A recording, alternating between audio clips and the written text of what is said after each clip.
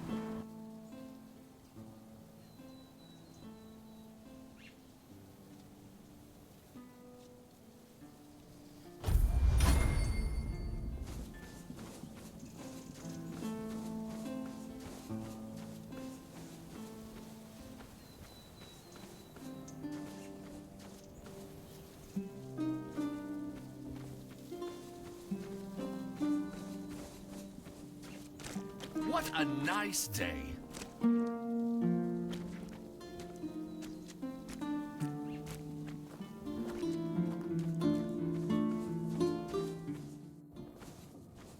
Always a pleasure to see you.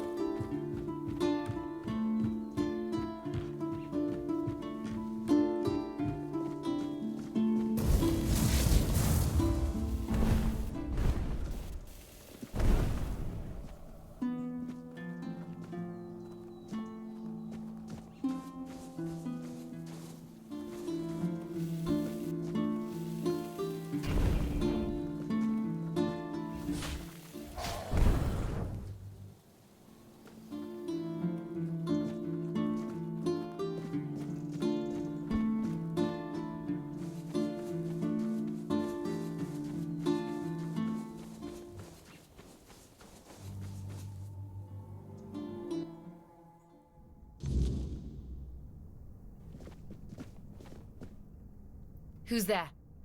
Don't come any closer. I'm warning you, my husband is just downstairs.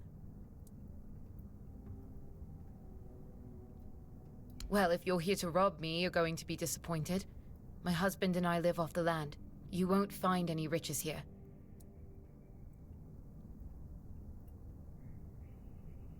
That doesn't mean you can waltz uninvited into the first house you see. We live here. Does that satisfy your curiosity? Everywhere's dangerous. There's no such thing as a safe place on this island. That's something I've learned the hard way. Yes, one I do not tell to strangers who break into my house. No. No, he's very busy at the moment. I'd rather you didn't disturb him. Then please leave, before my husband catches you here. Please just go.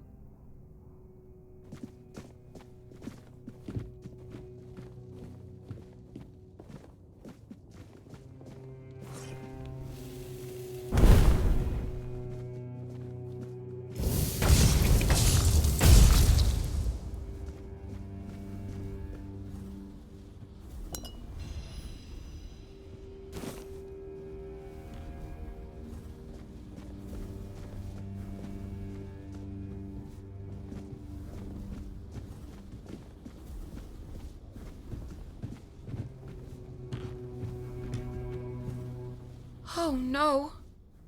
What have you done? What have you done? You monster! You killed my husband! Gods, you're heartless! What kind of monster would bring me fresh berries every day for our morning porridge? My husband was kind, gentle, and caring. And you expect me to thank you for killing him? You're sick!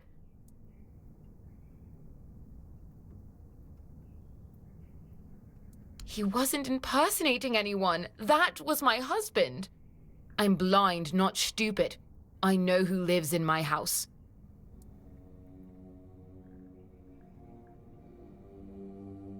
He's not a creature. Don't call him that. He was my beloved. The answer to my prayers. When he showed up, it felt like the gods had finally decided to right the wrong they committed by putting Broden in my path. I finally had a husband who never touched me in a way I didn't want, who never beat me so hard I couldn't get up from the floor. Someone who cherished and cared for me, and whom I could cherish and care for in return. For the first time in my life, I was happy to be a wife. And you took that from me. Someone I'd rather not think about right now. But by the gods, he would have loved this. Making me feel helpless and miserable was his favorite pastime.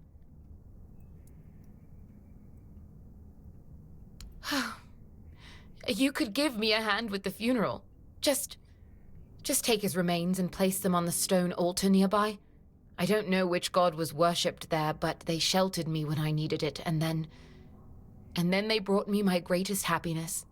I need to see to the flowers and proper offerings, and I just need to be alone for a while.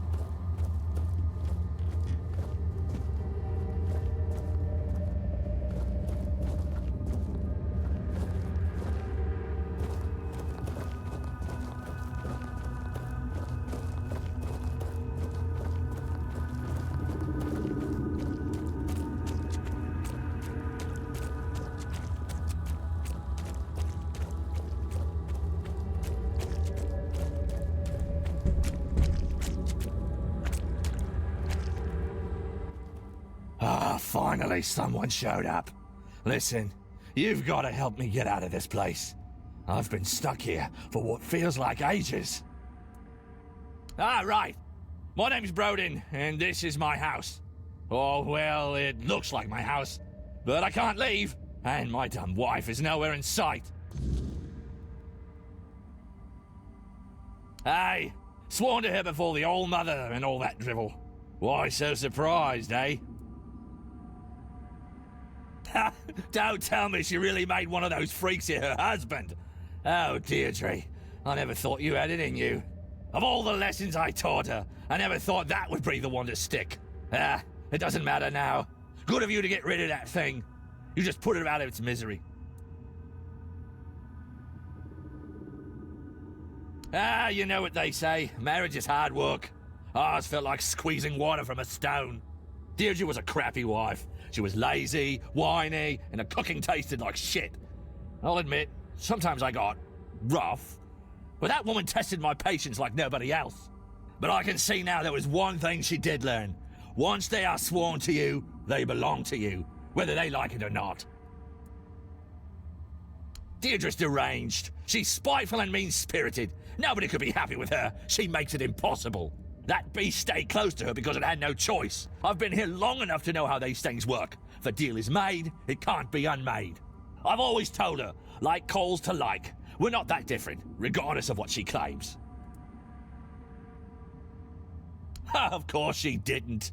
She always loved playing the victim. The poor little abused blind girl. Exchanging her rightful husband for a beast slave probably doesn't seem as appealing as the fantastic love story she's concocted in her mind. I'm sure my loving wife had something to do with that. You see, one evening I went out to get some wood and saw a strange light. All of a sudden, a creature attacked me. I tried to fight it off, but I just can't remember what happened next. I must have passed out. When I woke up, I was here. According to them, I cannot leave. Ever. But now that you're here, and that thing that attacked me is back there as well, you could try killing it, and then we'd both be free.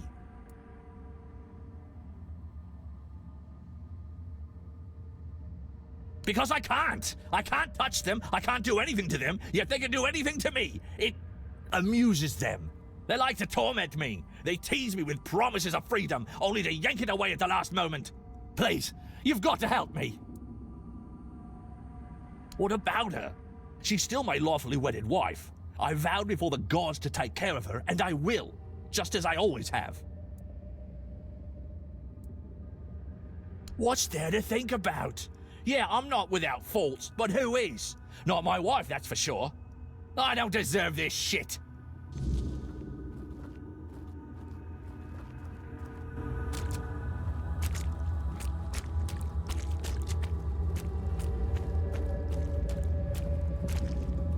Here, take, beloved.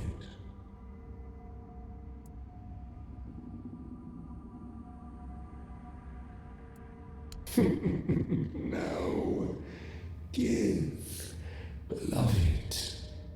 Go. Hurry.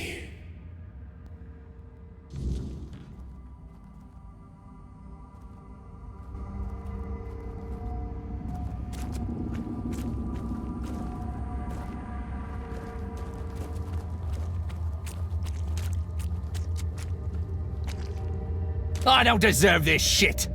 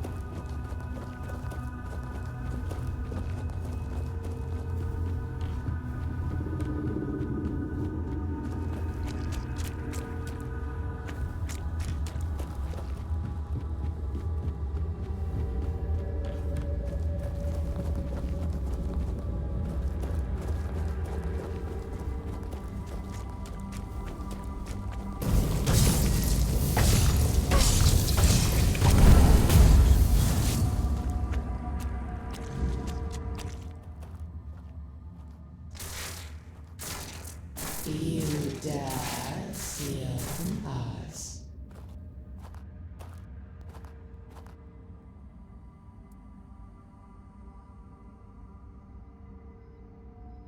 Foolish mortal, that was not the deal. He belongs to us.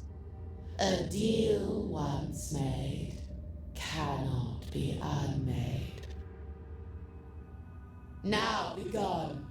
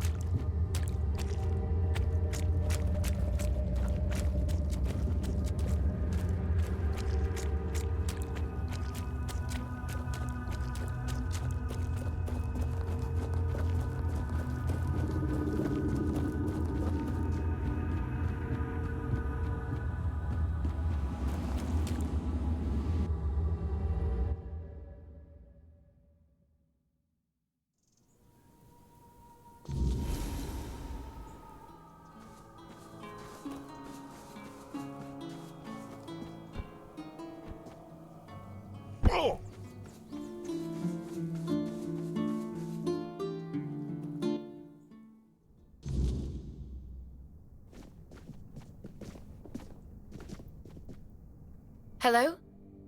Oh, it's you. Is everything ready? A deal? What deal? What in the world are you talking about? Broden? What does he have to do with anything? And what realm? I have no idea what you're talking about.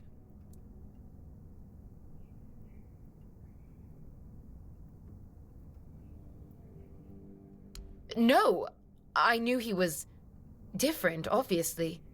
It was never a problem for me. But I didn't know exactly what he was. He rarely talked, really, just bits and pieces here and there. I thought speaking gave him difficulty, so I just accepted it. I even liked the silence. It was better than yelling.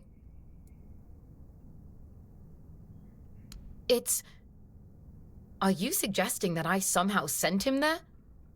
That's absurd.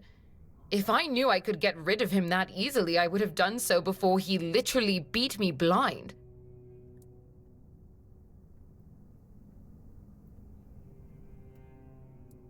Anything. Everything. At first, I prayed to the gods to tell me how to be a better wife, to explain to me what I was doing wrong so he would stop beating me. Then I prayed for someone to save me, to take me away from here. And then there were nights when I prayed for a swift death. The last time before Broden disappeared, Gods, I remember now. I asked them to take him away from me forever and give me a better husband.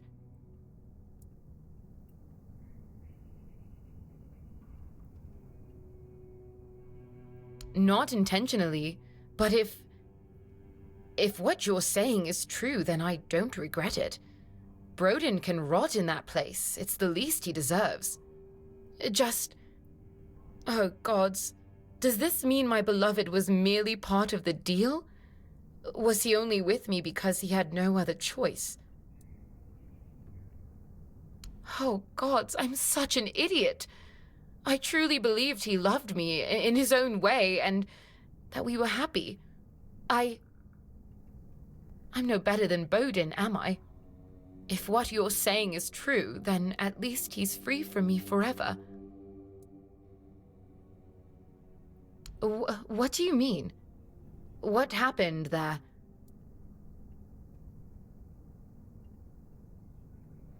You tried to... What? Why would you do that? That man is a monster. He would have killed me the moment he came back. Oh, gods, he would have... Please, just go. Just leave me alone. Get out of my house and never come back.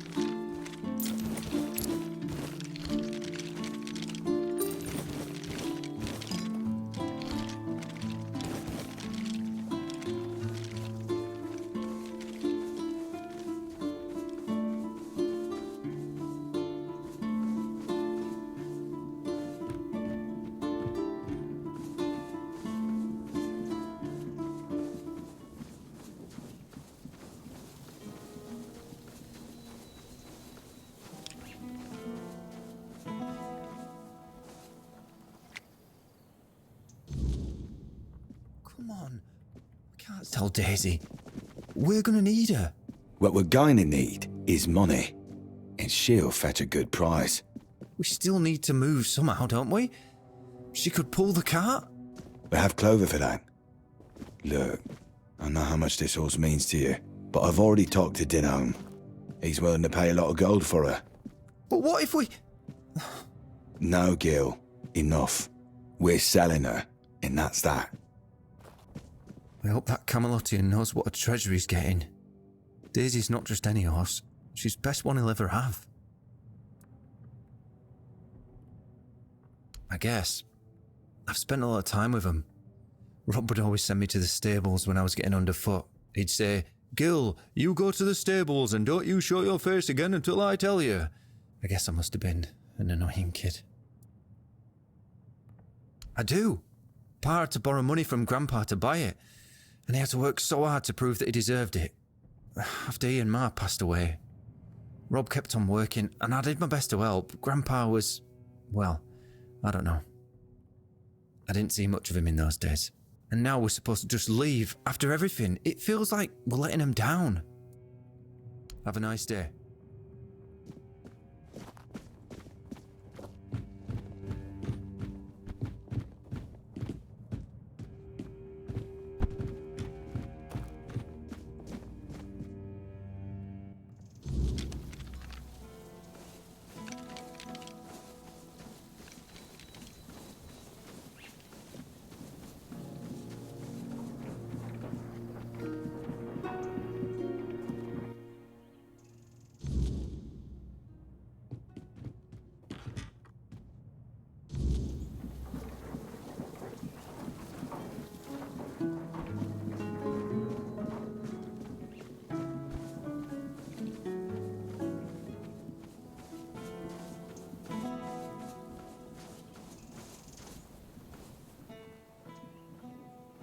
Well, if you want to buy eggs, go talk to the missus. Though consider yourself warned, you eat 'em at your own peril.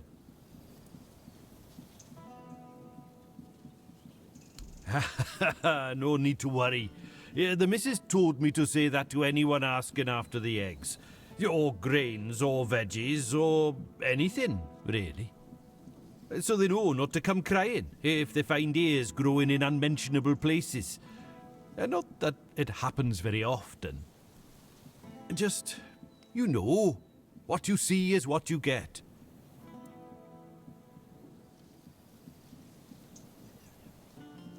Nothing wrong. Well, not at the moment. We'll see how the next crop comes in. It's been a bit hit and miss lately. The wheat was a nice surprise because, you know, it's the wrong season, and we were worried about the glowing. But it turned out to be perfectly good wheat. On the other hand, the turnips were not so good. We fed them to the pig as we always do, and it turned her inside out. Poor thing, eh? Maybe it's time to move the plots within the range of the weirdness repellents again.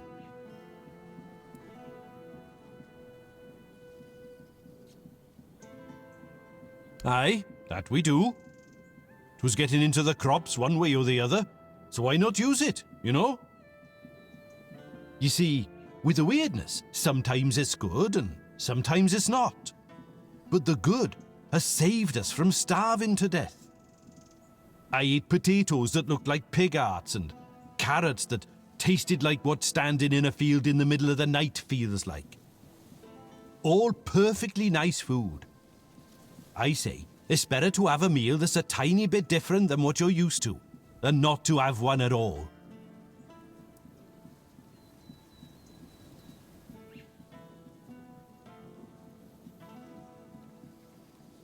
Aye, it may be. But it's not like we got a long stretch to live, the missus and I. We didn't want to just lie down and wait for death. And I'd bet we ain't the only ones.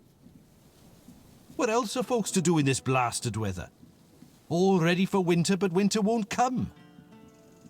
And if winter won't come, neither will spring. The last normal harvest came and went ages ago. I'm telling you, if not for the weirdness, we'd all be dead by now.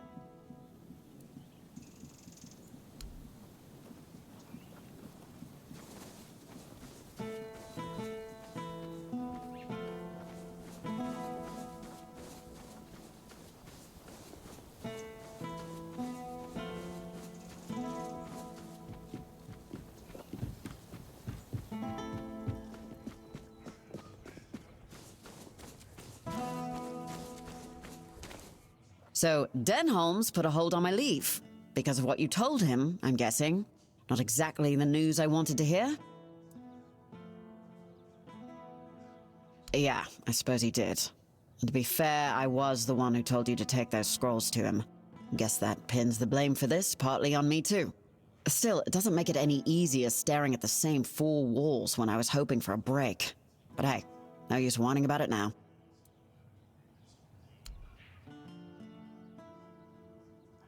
So the job's done? And here I was ready to send out a search party. You are full of surprises, which is more than I can say for most of the folks around here.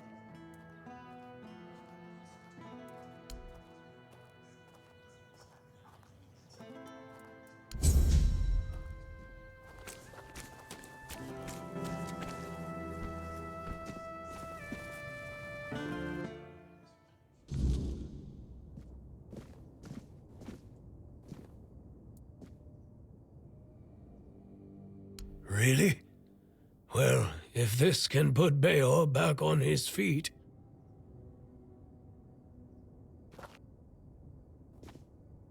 Beor, your wound, it changed.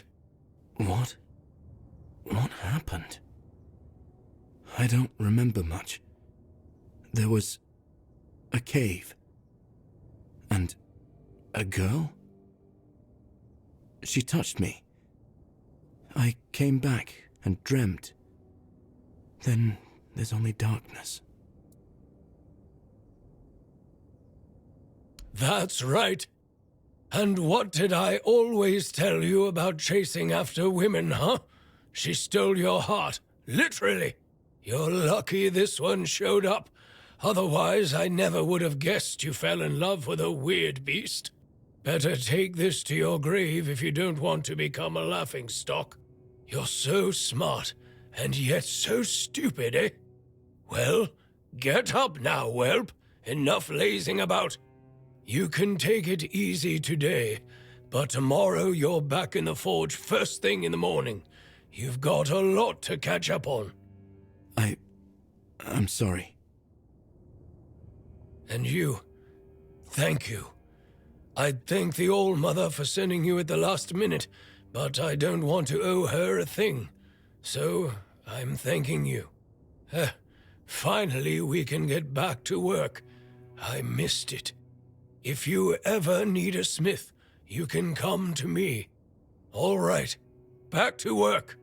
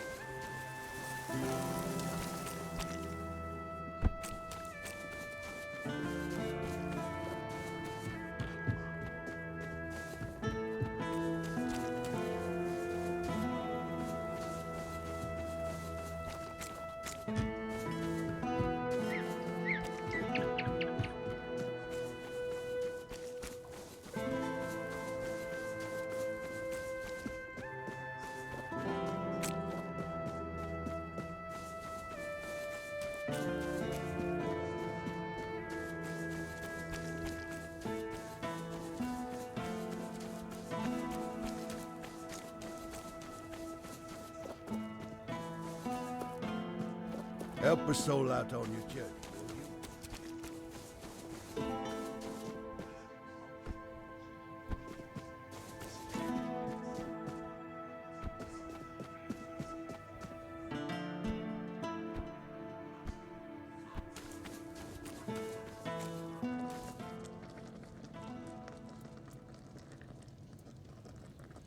you? Yes?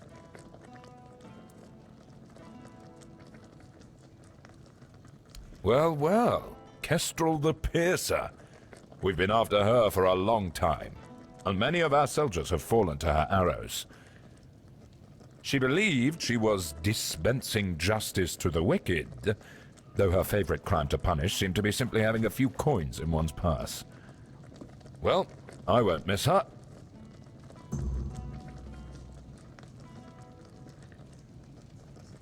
You managed to defeat Sindamar the Firebringer. Congratulations. Long ago, when Sindamar wasn't Sindamar and wasn't bringing anything, he was just a common townsman, deeply devoted to the All-Mother. At least, that's what everyone thought. Secretly, he was studying forbidden fire-summoning magic. Eventually, he stopped hiding it. You can imagine the havoc. Personally, I'd take 100 Furkets over one Sindamar any day. It's a good thing you managed to stop him.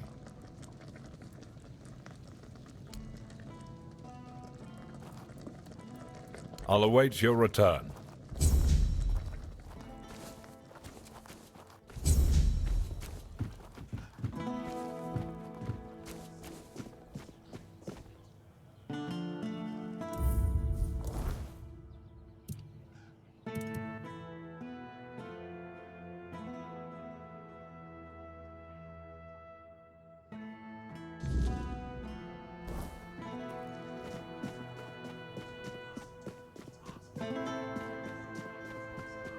Spare a coin for the hungry.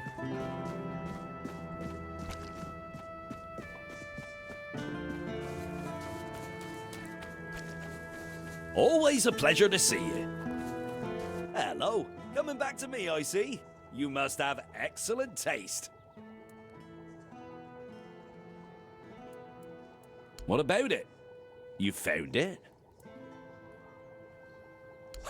Oh, quite elegant indeed. It just needs one small adjustment.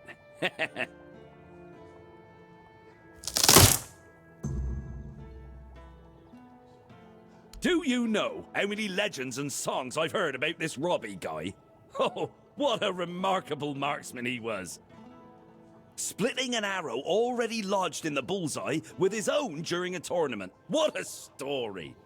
But did anyone actually see it happen? Why make up nonsense when there are just as good, or even better, living archers out there? One of them lives right here in Connacht. Why not write songs about him? A bandit is a bandit, and yet here we are, turning a thief and murderer into some sort of romantic hero. Some hero. I gave my word, didn't I? And do you know who breaks their word? People without honor, thieves and bandits. No one would ever call me that. Everyone knows I keep my promises.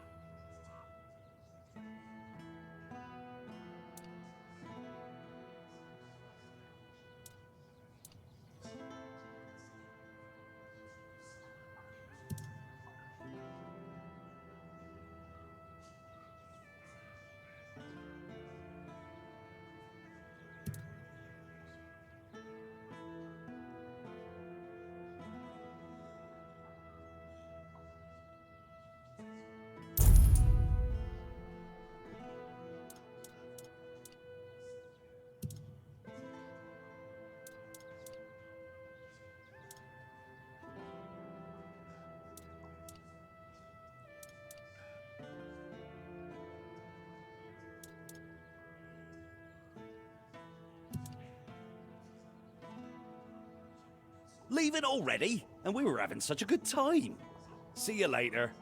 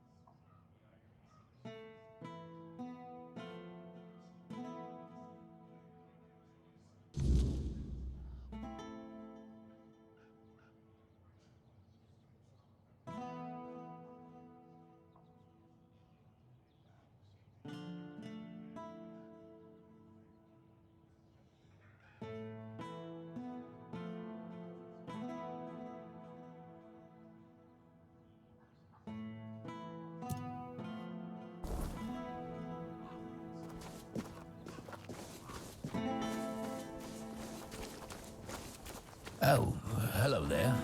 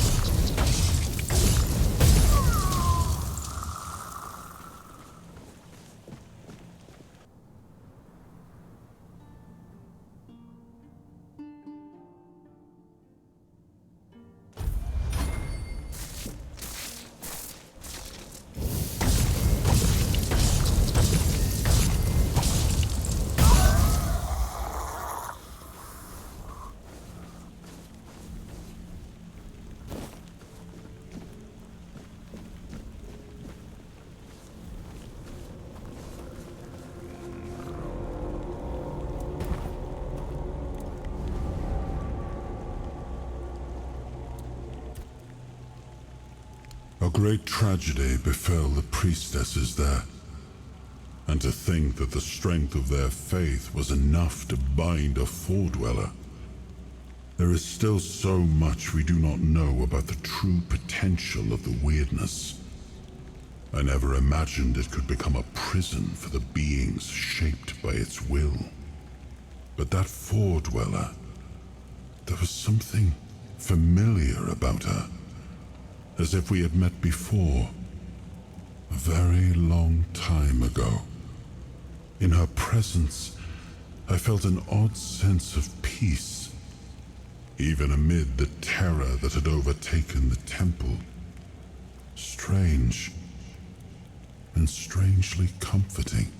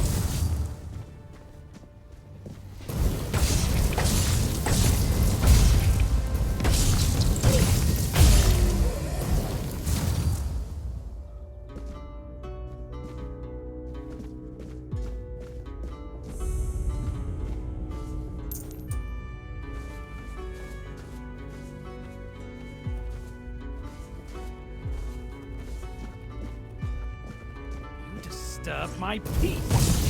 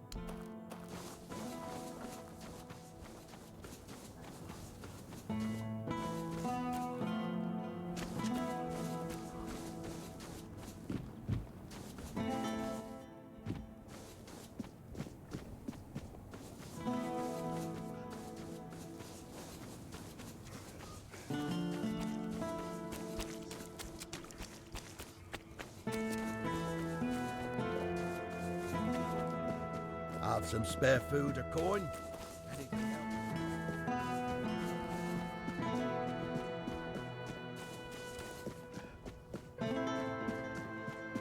If I just stay put, everything...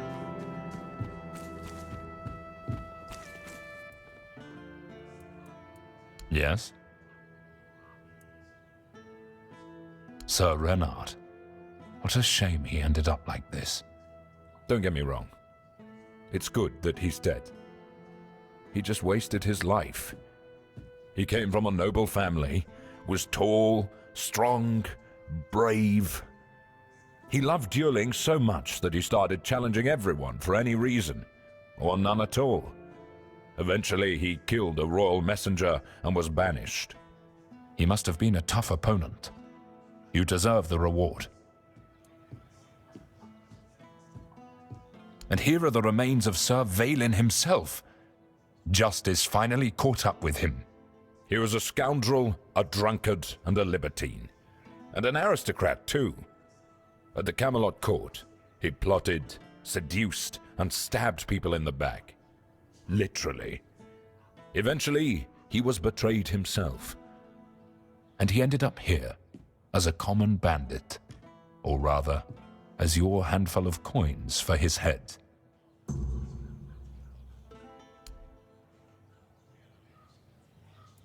I'll await your return.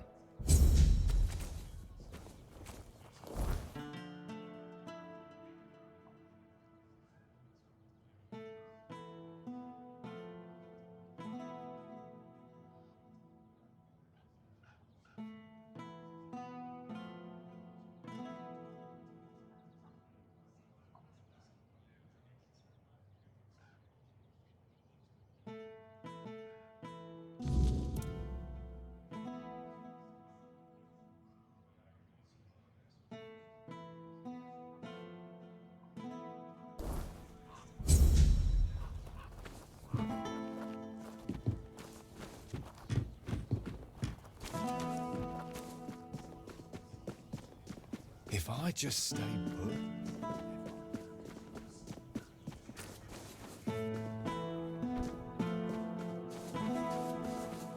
You doing okay?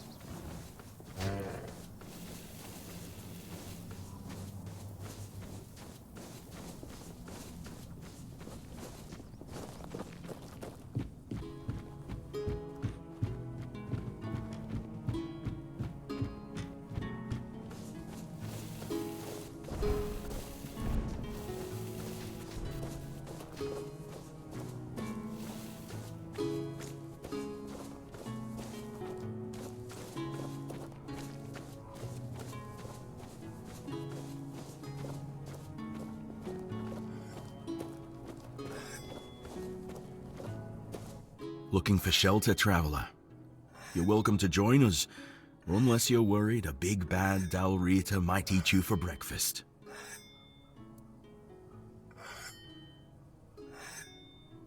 No, not every Dalrita you meet outside the Forlorn Swords follows that runt. They've always kept peace with the people of Kurnard. Yvain still honors the old treaties. But with those Camelot dogs milling about, it's not as safe here for us as it once was. Better to stay out of sight. Oh, you've met all of us, have you? They're a friendly Dalrida, just like they're a non-reader who aren't so small-minded. Or so I hope. I invited you to our fire, not into our business. We mean no harm to anyone here. That's all you need to know. All right then. If Kvar gave his word, I've got no reason to doubt it. So, hello there. I am Ukko from the Ulfa tribe. If you want to trade, just shout.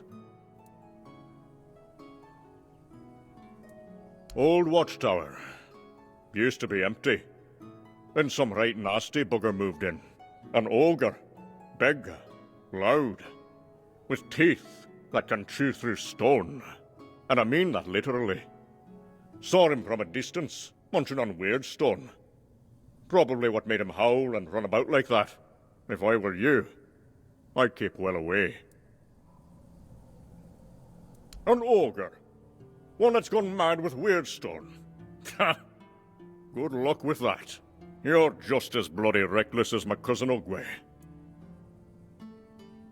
Ulfar steel doesn't break. Neither do we.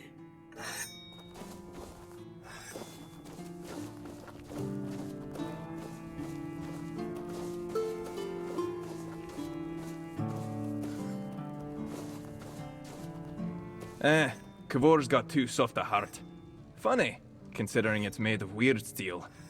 Here, have some stew. But if you want anything else, you'll have to earn it.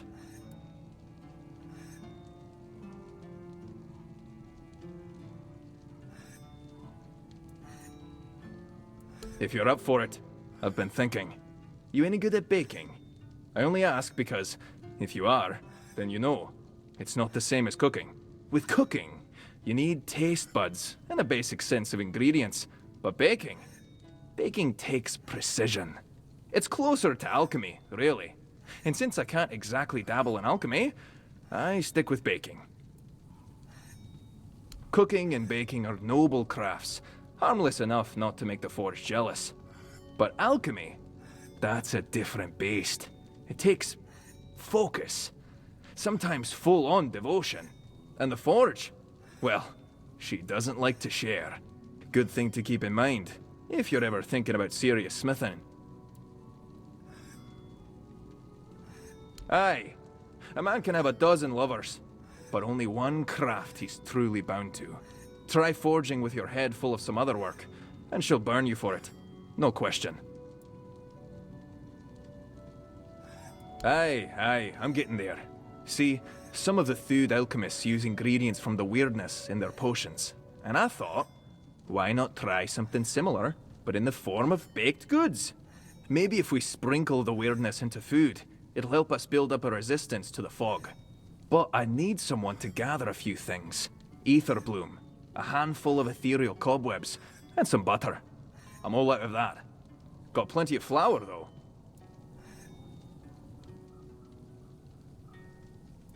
Perfect. I'll even let you have a taste of the first batch. Now, do you need anything else? I need to keep an eye on the stew.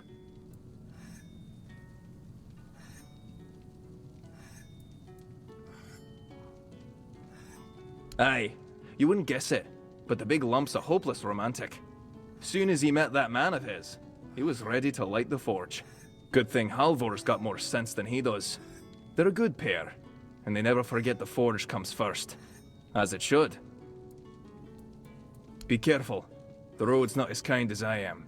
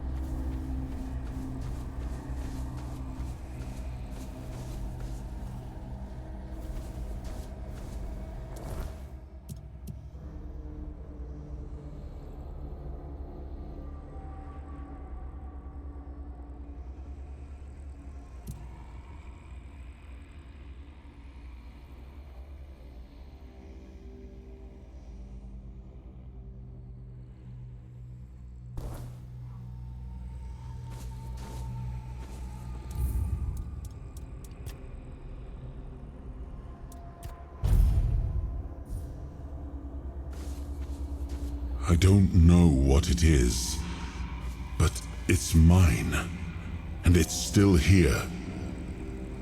We'll need to find it before we press on. Feels like I forgot something here. Not something you can touch, but it matters. Let's look around.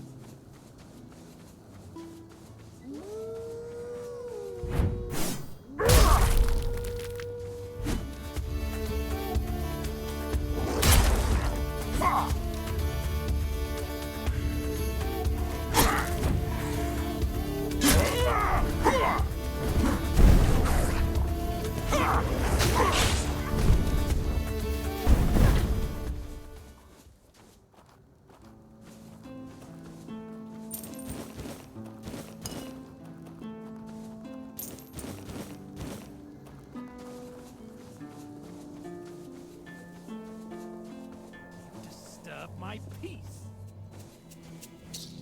You're nothing but a peasant. Show me what you are made of. I see fear in your eyes. I've had worse. 'Tis but a blow for blow.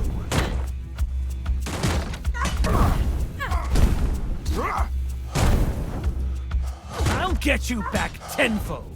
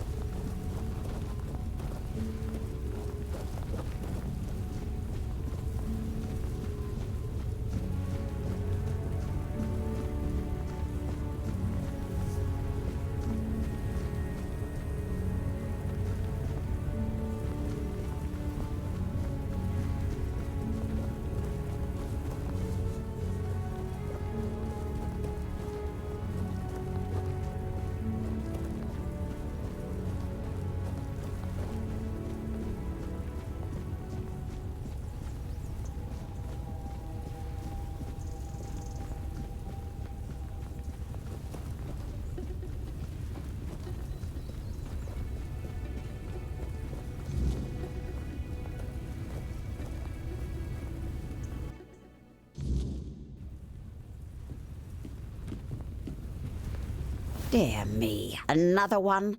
We've been getting quite popular, haven't we, Wilkin? Who? Wilkin? Ah, yes. Honestly, I have no idea how he managed to find me. But since the girl never gave me anything for the potion, I accepted him as payment.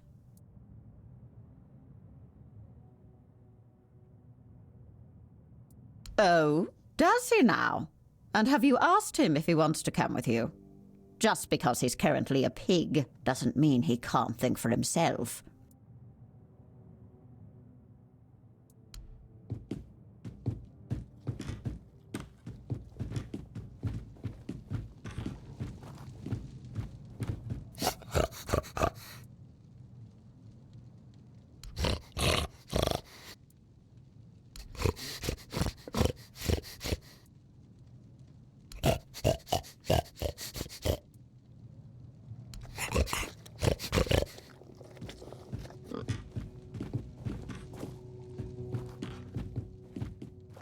So, have the two of you had a nice chat?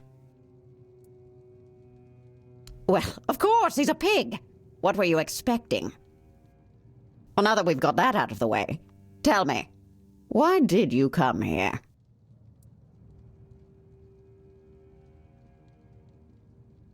Oh, that one.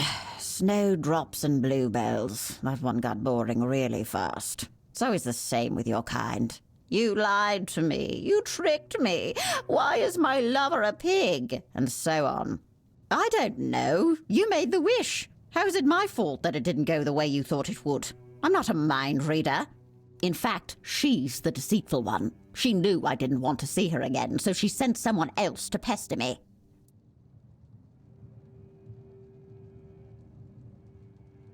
No, a wish is a wish. It was made with intent. She wanted Wilkin to be happy as a pig in mud. He is. He's both happy and he's a pig in mud. Nobody said anything about humans. Don't we all? I once tried to steal the voice of the Queen's favorite nightingale. I was young and I did it on a dare. I ended up spending a whole century as a worm. Just because we do something stupid every once in a while doesn't mean it can't have dire consequences. From you. Oh, nothing special. How about a favor for a favor, Don't worry, I won't ask anything of you right now. I'll give you your answer. And when the time comes, I'll collect what is due. What say you? Do we have a deal?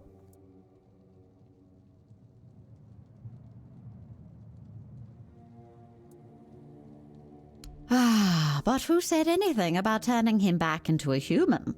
You told me Rian wanted to be with her lover. That is something I can help with.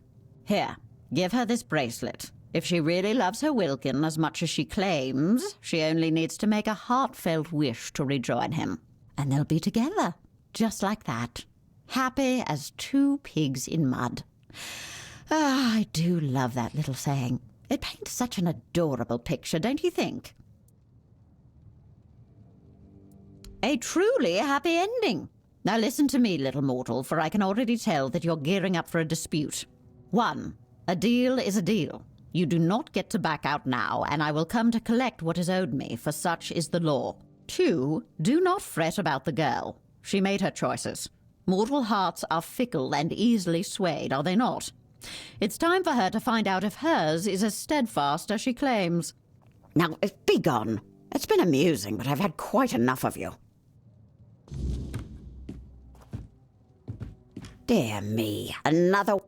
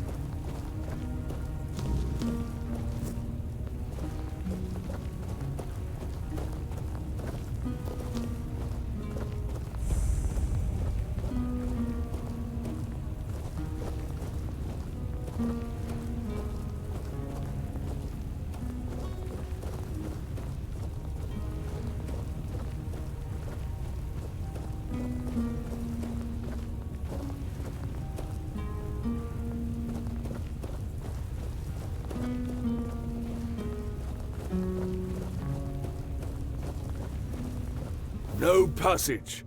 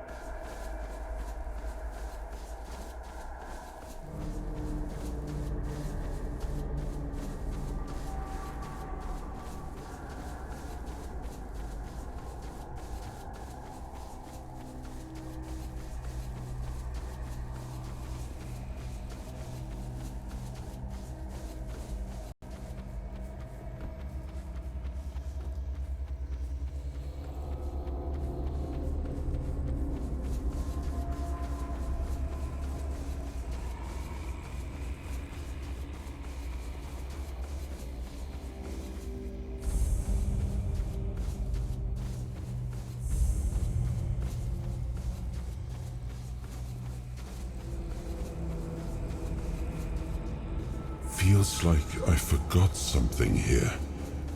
Not something you can touch, but it matters. Let's look around.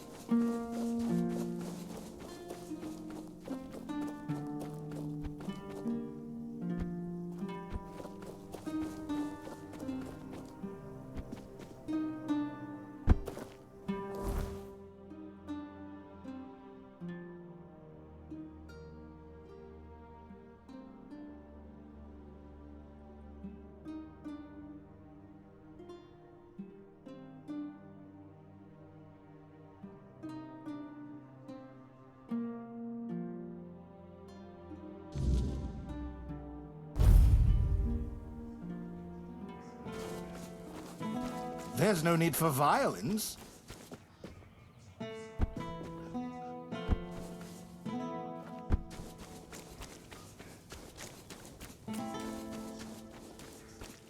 Oh, great!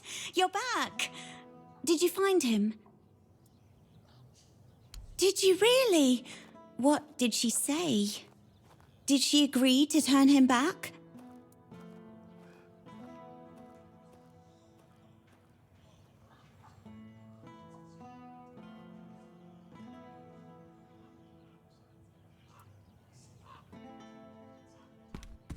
Really? That's it? I'm sorry, but that sounds a bit fishy. Now, tell me the truth. What does this thing do? What? Are you out of your mind? I'm not going to live out the rest of my days as a pig. That's insane. I can't believe you tried to lie to me about this. What's wrong with you?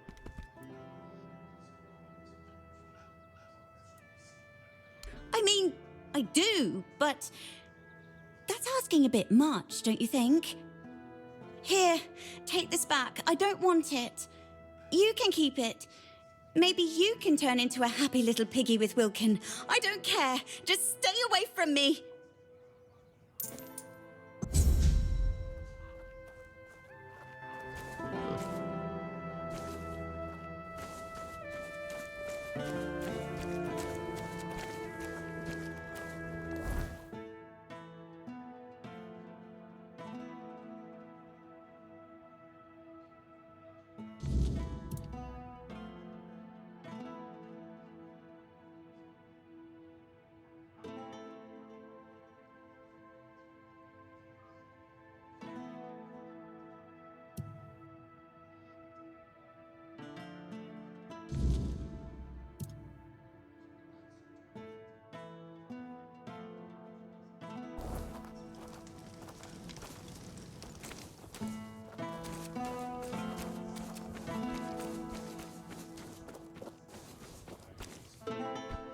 Have some spare food or coin? Got money? I've got elixirs. You finished quicker than I expected. Let me take a look. Daffodil and Mandrake. Not the finest batches I've ever seen, but they'll do. As for the Straw Child skulls, exquisite. Truly an excellent selection. My congratulations. And the phase blood. A rare one. Perfect. It seems that's everything. As promised, I'll join the Merchants' Union in that investment and lend my resources to the hospital. I must say, it's satisfying to know the Red Priests won't get their claws on it.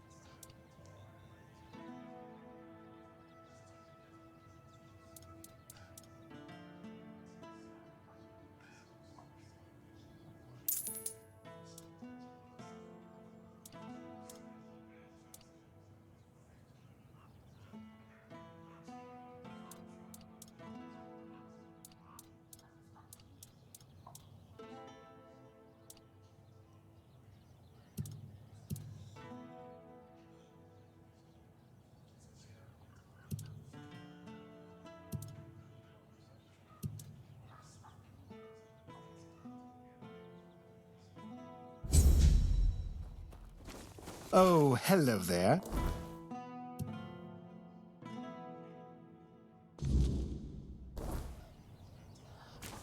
Hello again.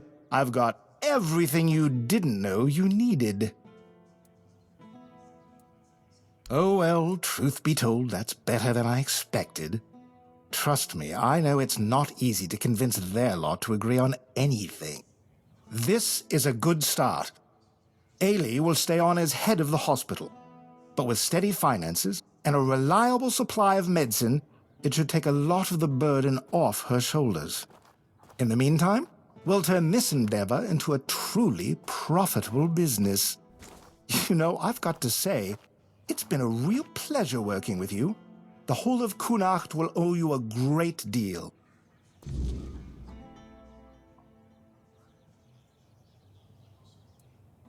Safe journeys, friend. I'll be here when you need me.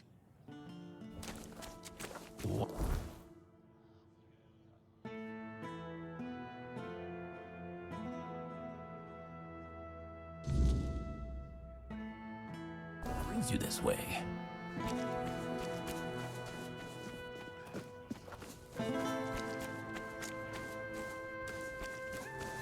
Have some spare food or coin?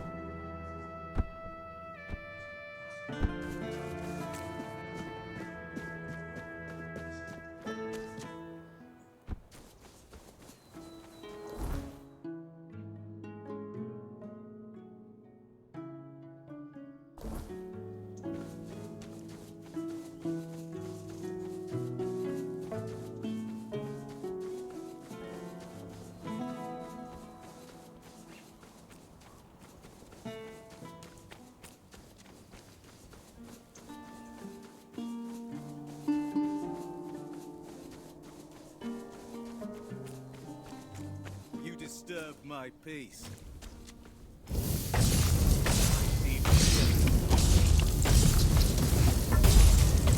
I see fear in your eyes. Tis just a flesh wound.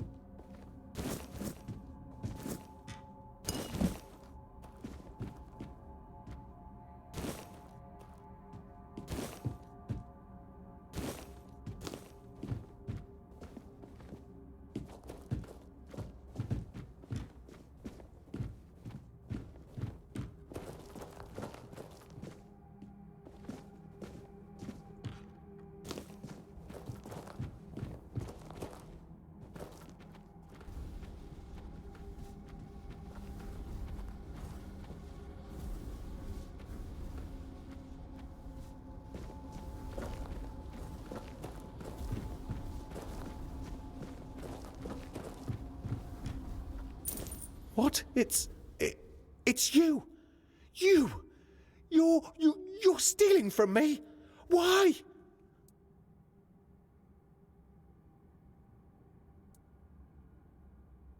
I know that, except I thought. So it wasn't you? You're telling me someone else was here? Oh, I want to believe you, I really do, but it's just so strange. And you're saying you saw that person? If so, where are they now? Nobody could escape me so quickly, unless.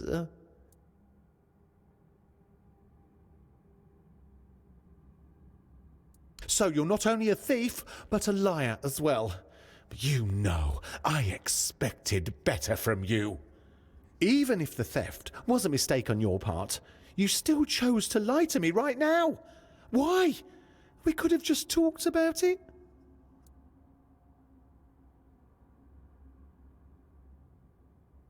I don't know, although, I guess I could use your expertise in burglary.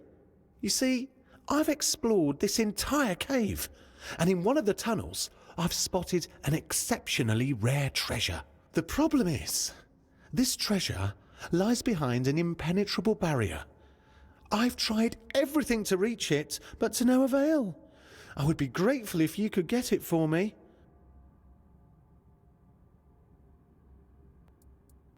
Will you? Really?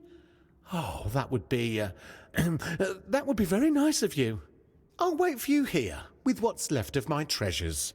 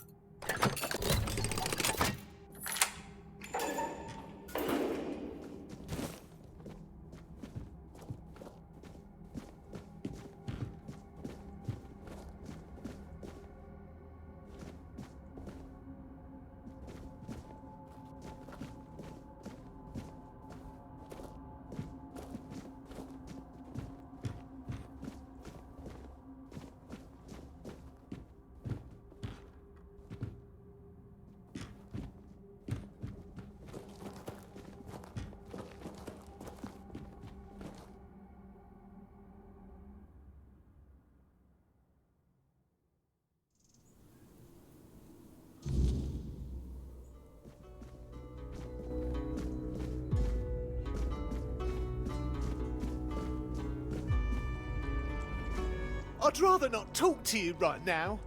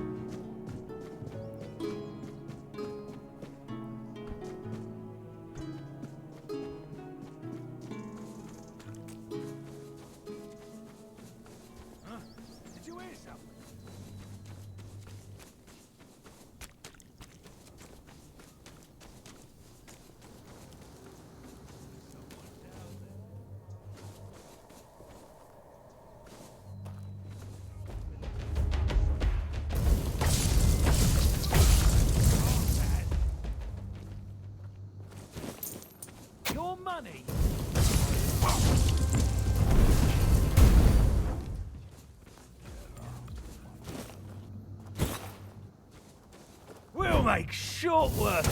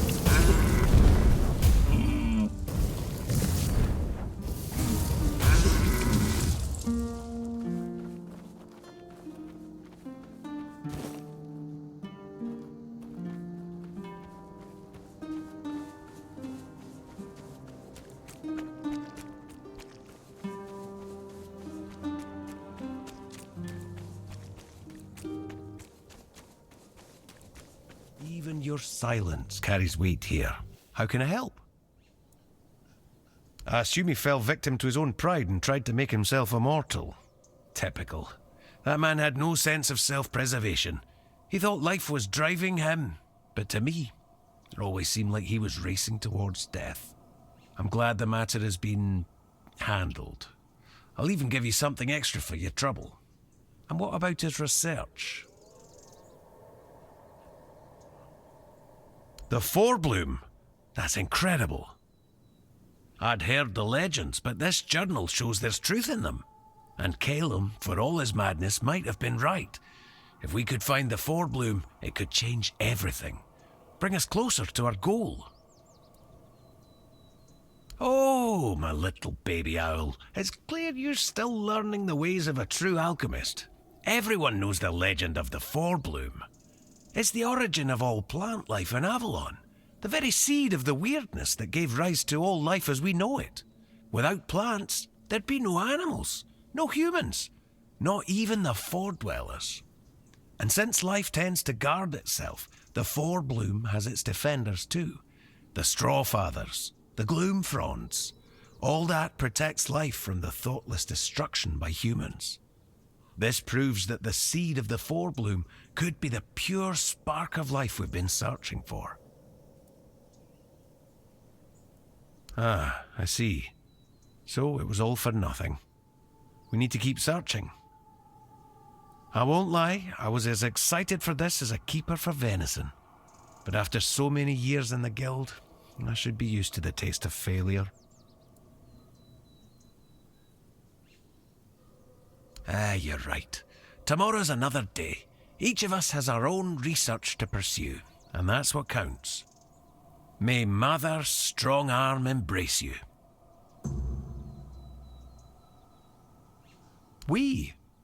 There's nothing more for us to do together. It's time for you to spread your wings and follow your own path. And if that path leads you to find Phaedros, then your career with the guild will keep progressing. Last I heard, he'd taken quite an interest in the statue of the great beasts near Quanacht. Strange fascination, even by our standards. And yes, my little owl, you're off to find another mad alchemist. But really, what else did you expect from the Alchemists' Guild? We're all a touch eccentric, aren't we? Don't worry about me. I'll focus on my own work. Something tells me our paths will cross again. May Mather's strong arm embrace you.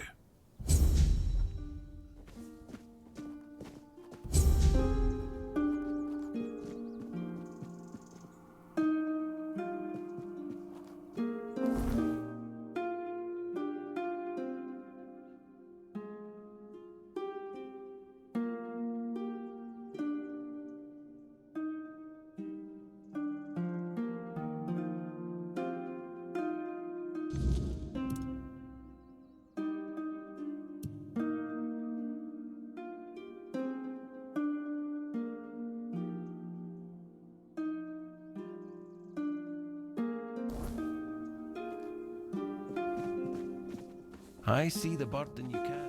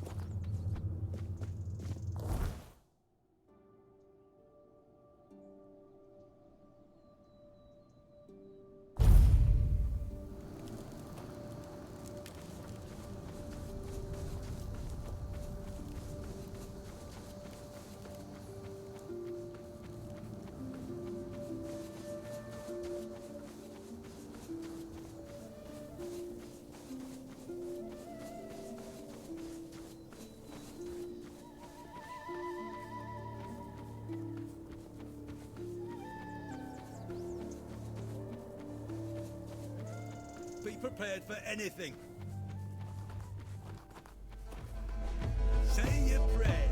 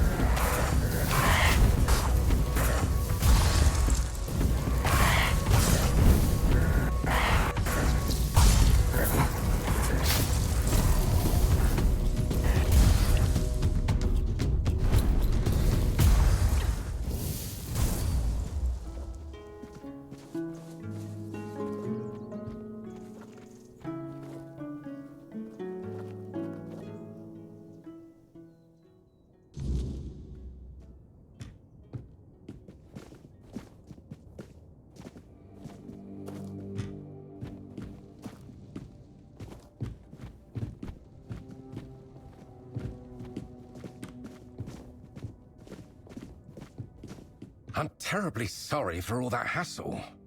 I should have taken more precautions.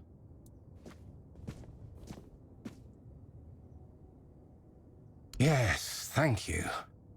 Just a bit shaken. The beasts must have somehow escaped during the night. When I woke up, they were already prowling the territory. I bolted the door and sat inside, hoping they'd leave. But, well, it's a good thing you showed up. Otherwise, I'd have had to choose between starvation and being mauled. Their pen, of course. The beasts were... my test subjects. I was sure they were significantly weakened and wouldn't pose much of a danger. I must have miscalculated. It's a bit of a shame they're all dead. I'll have to start everything from scratch. After the autopsies, of course. I lured them. They may be built differently and are quite tough, but most of them still need to eat, and they are susceptible to certain poisons. That's an interesting question. Perhaps they've been in captivity long enough to forget the concept of freedom. Or maybe they've claimed this place as their territory, and the only thing that changed was their living conditions. Or perhaps they were just dumb beasts waiting for the closest source of food to leave the house. I suppose we'll never know.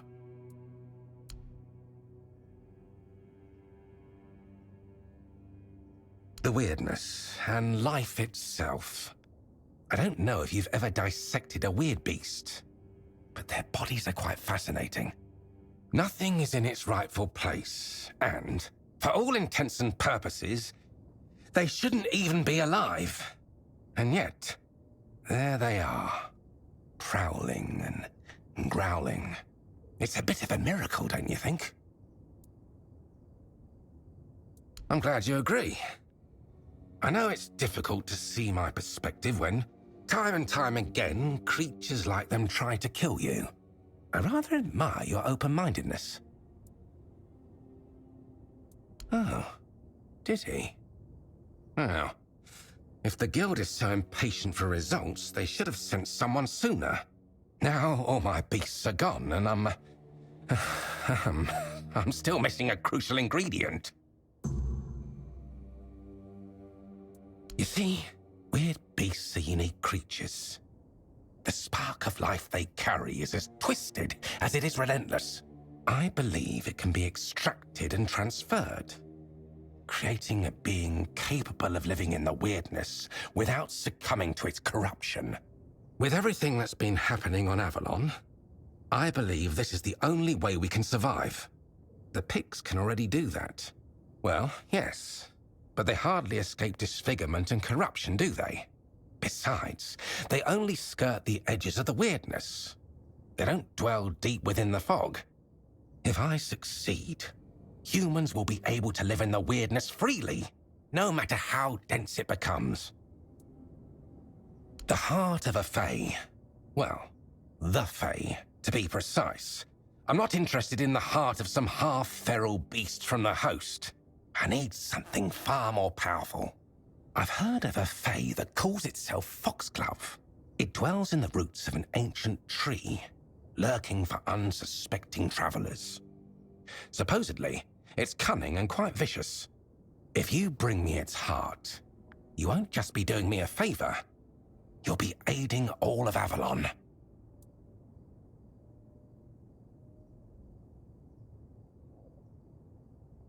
Me? Of course not. I'm just a scientist. I doubt I'd have survived such an encounter. I've only heard rumors. They might be exaggerated, of course, but I wasn't going to risk my life just to satisfy my curiosity. Splendid! I assure you, if everything goes as planned, the guild will hail us both as heroes.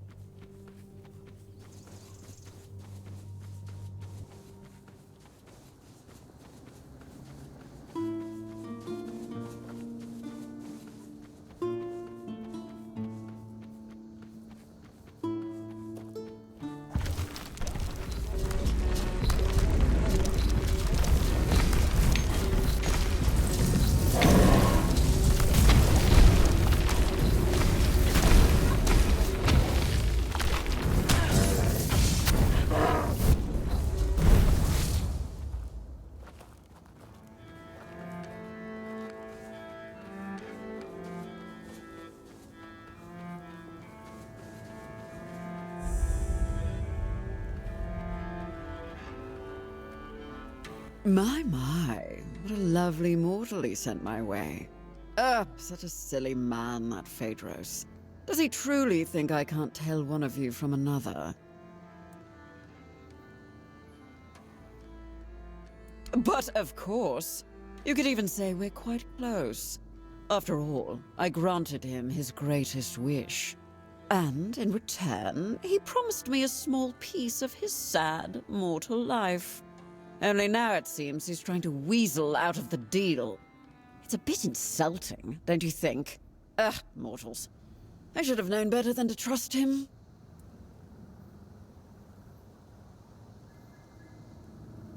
Knowledge, of course. A lofty dream of saving Avalon by filling it with monstrous beings. On the one hand, it sounds delightful. On the other, it's a bit of a waste. You see, in my realm, mortals can live as long as we wish them to. A few adjustments here and there, and they can serve us indefinitely. Yet you mortals always believe that death is your escape, even though we tell you time and again that a deal once made cannot be unmade. Phaedros thought it could work on Avalon too. He was only half right, which is why his results turned out rather beastly. Oh, my poor sweet thing. That's just how mortals are. They use, they lie, and they'll do anything to save their own skin. Now, don't fret. I don't blame you for falling for Phaedros' little ruse.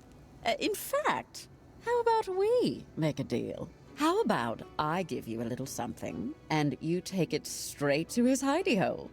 Then he can bear the consequences for trying to fool us both. What do you say?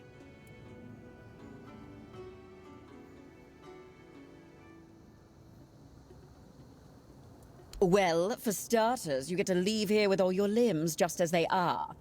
But I can sweeten the deal. What do you mortals crave? Gold, isn't it? Well, actually, I don't have any of that. How about a lovely trinket? I'll even enchant it to protect that thin, fragile skin of yours. Ugh, honestly, I can almost see your blood pulsing through. Ugh, it's disgusting. Very well. Just try not to bleed too much, will you? Ugh, it's rather revolting.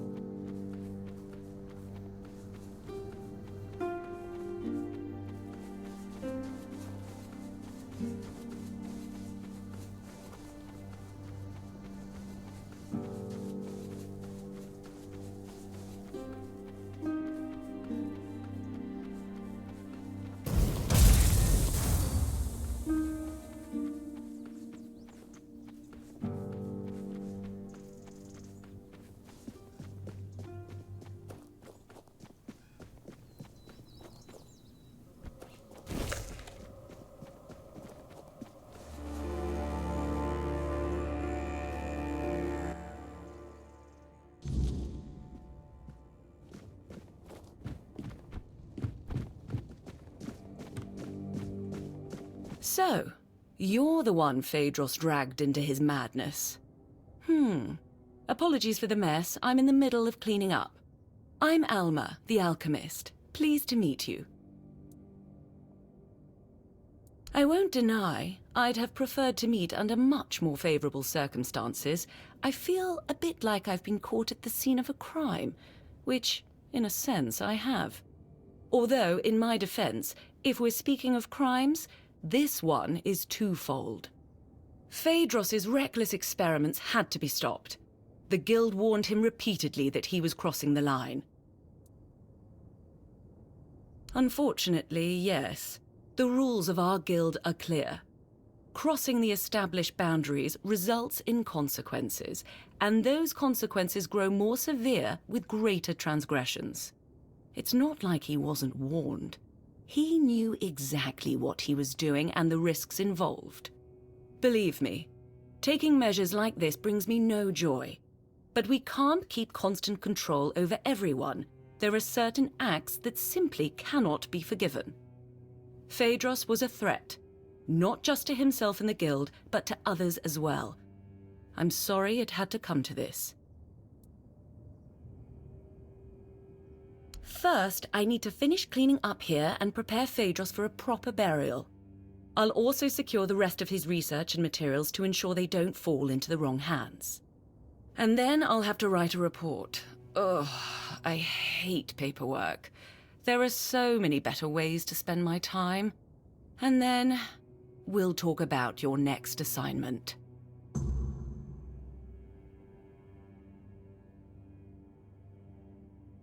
Now, that's better. Shame our meeting had to be under these circumstances. Believe me, not all alchemists act like Phaedros. You seem all right, though. Charles's calm demeanor confirms that. Tell me, what made you join the guild?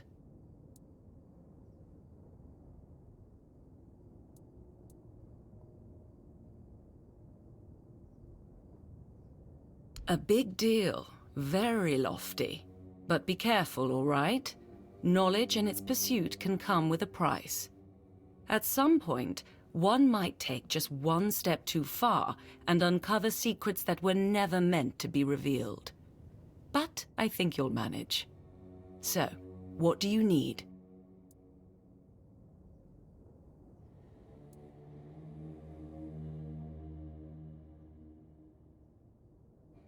Lately, situations like this have been happening far too often. Some alchemists within our ranks are starting to rebel.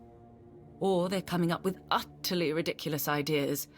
I really hope this doesn't become a recurring pattern. To answer your question, unfortunately, yes, it was necessary.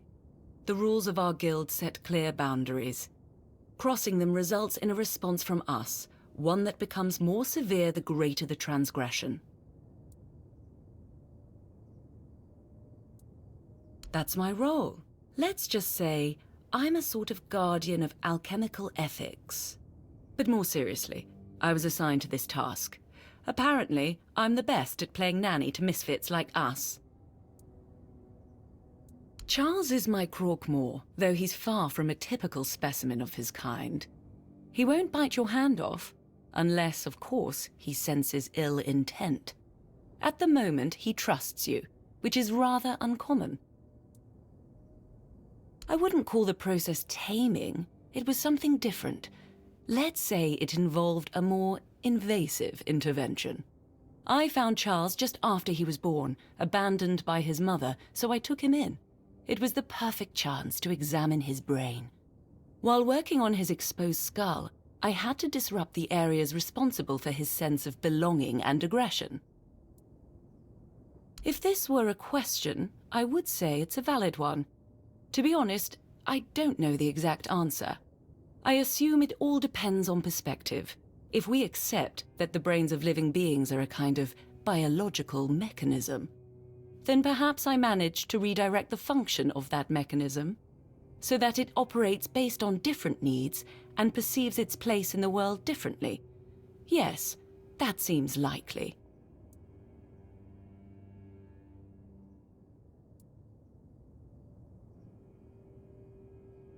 All I understand is that it's a form of ancient magic, supposedly discovered by Merlin, who used it to repel the weirdness.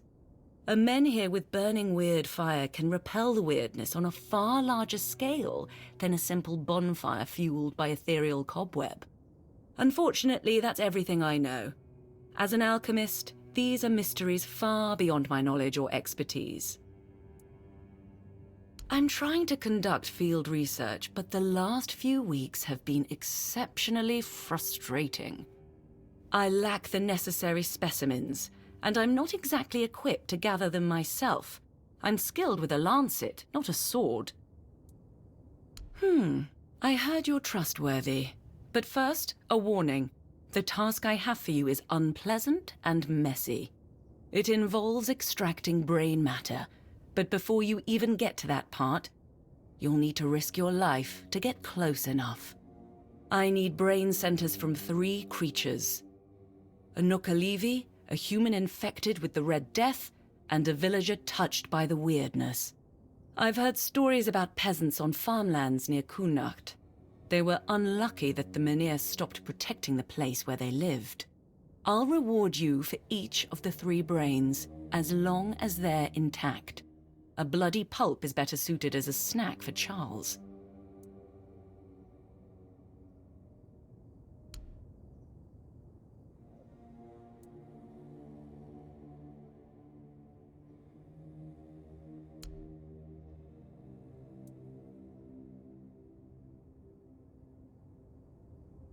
Each one ties into my field of study and interests. The Nookalivi is the result of the Red Priest's experiments, likely involving the weirdness. As for the afflicted humans, I suspect significant brain alterations occur during contact with the weirdness, as well as in the final stages of the Red Death. The Red Priests have written studies, but I'd like to see for myself.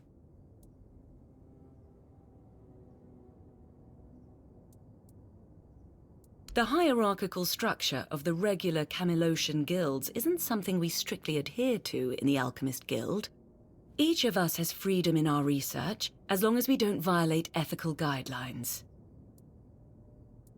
Until next time.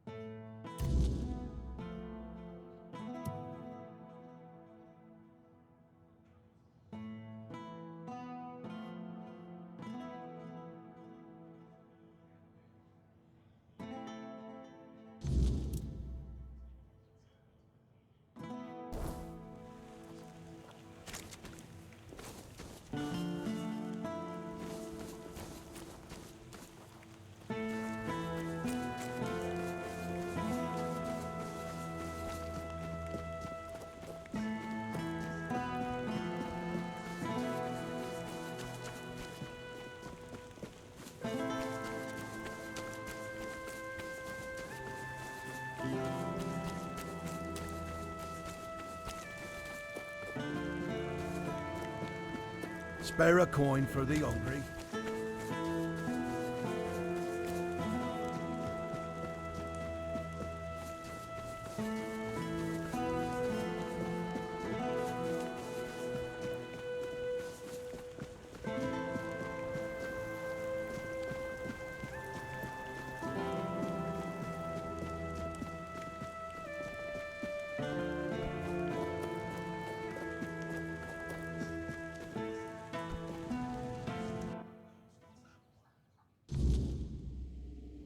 The less attention, the better. You've come back. Let's hear what needs addressing. Vitus, you say? I wasn't expecting anything from the Red Church. Masks, gloves, plague supplies? And guidelines, too. He's certainly thorough, I'll give him that. I may not trust the Church's motives, but I won't deny the usefulness of these items. If nothing else, they'll help safeguard the court. Tell Brother Vitus I received the package, and tell him I'll remember this. Be well. The court has need for capable hands like yours.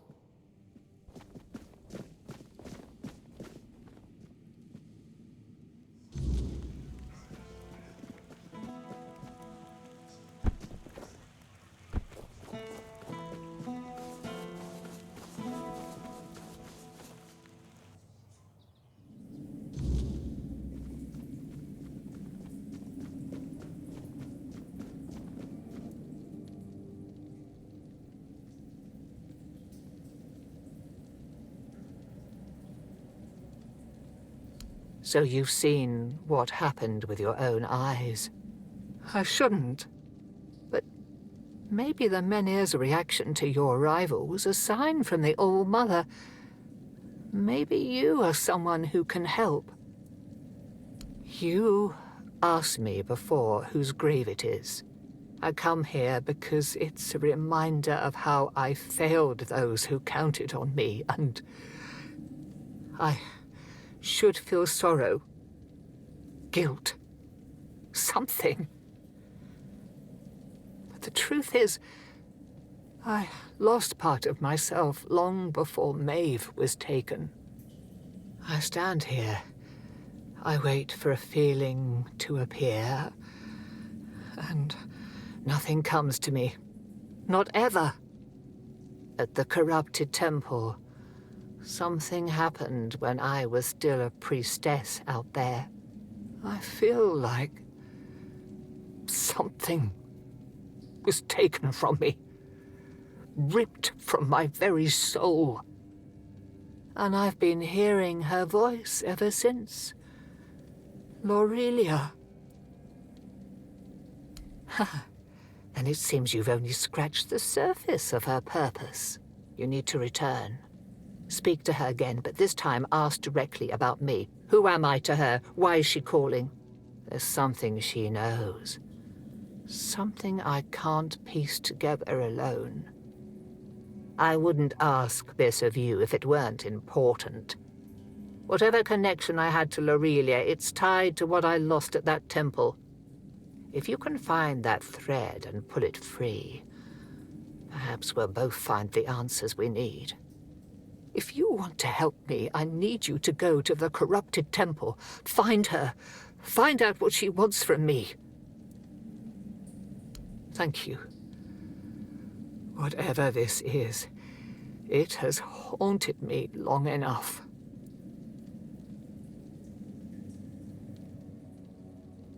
You shouldn't listen to that lunatic. Every time I see him, he's under the influence of goddess only knows what. But suppose he's right and the Menhir really can be reignited. Then what? This land is dying and barely produces any crops. Menhir or not, I can't see a future for Kunart. It would need a miracle to survive. Relocation would be the best outcome for everyone. May the All-Mother watch over you.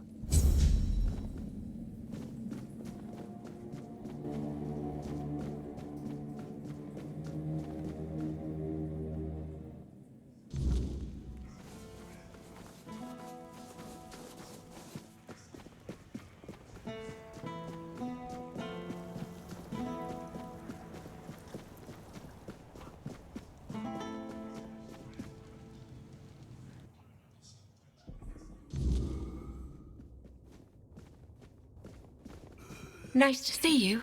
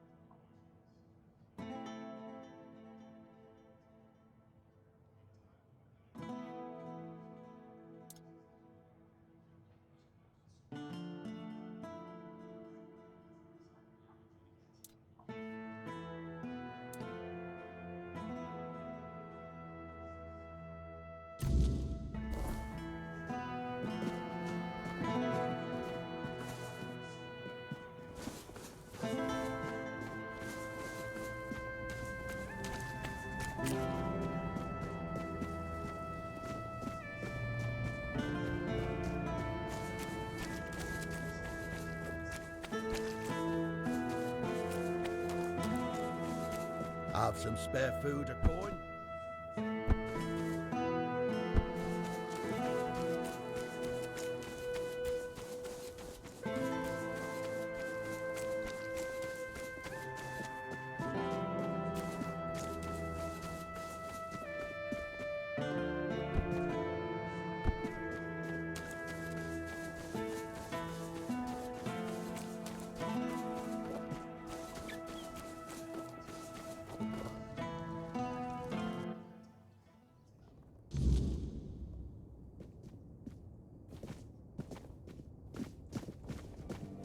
You need something?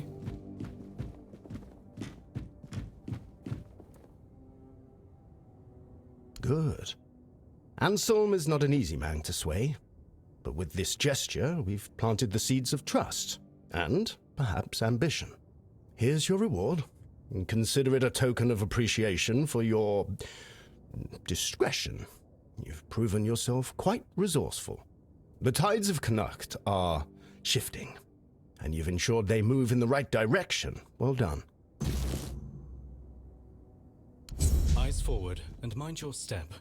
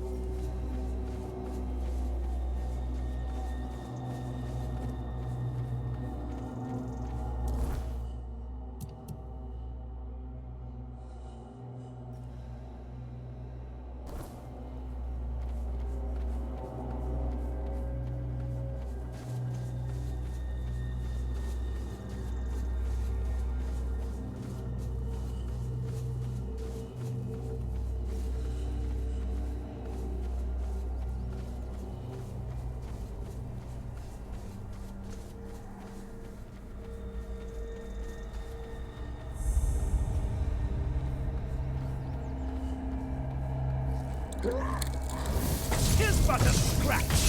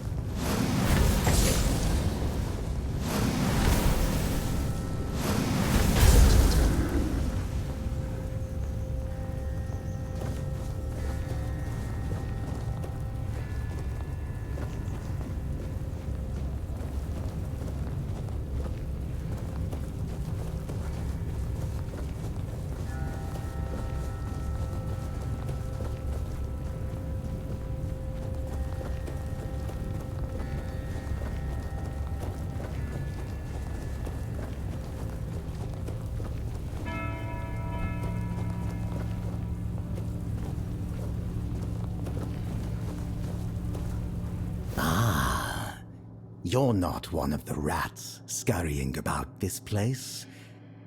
Truth be told, you don't seem to belong here at all. Perhaps you shouldn't be here, eh? But in the grand scheme of things, it's none of my concern. Do you need something?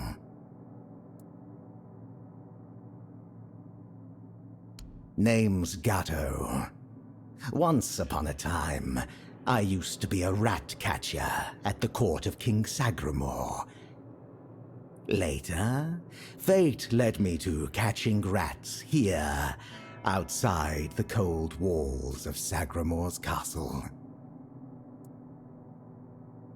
A king is a king. He bears the flaws inherent to any ruler, as if the crown itself bestows similar faults upon each bearer. But there's little to say about Sagramore. It's the queen, his wife, who is the true delight. She's scheming, spiteful, and beautiful. The ideal woman. Trust me, I've met King Sagramore on many occasions. He doesn't make much of a grand impression, and he used to have quite the short temper. There's not much around here. The most important places are my shop and Sagramore's court, just over there. You might also run into the Shroom Knight, the Queen's personal lapdog. Though he's a knight, he's a rat of the lowest order. I can't make heads or tails of him. No idea what he needs. If you want, go ahead and talk to him. I've grown tired of that fellow. Waiting for a customer. Are you interested?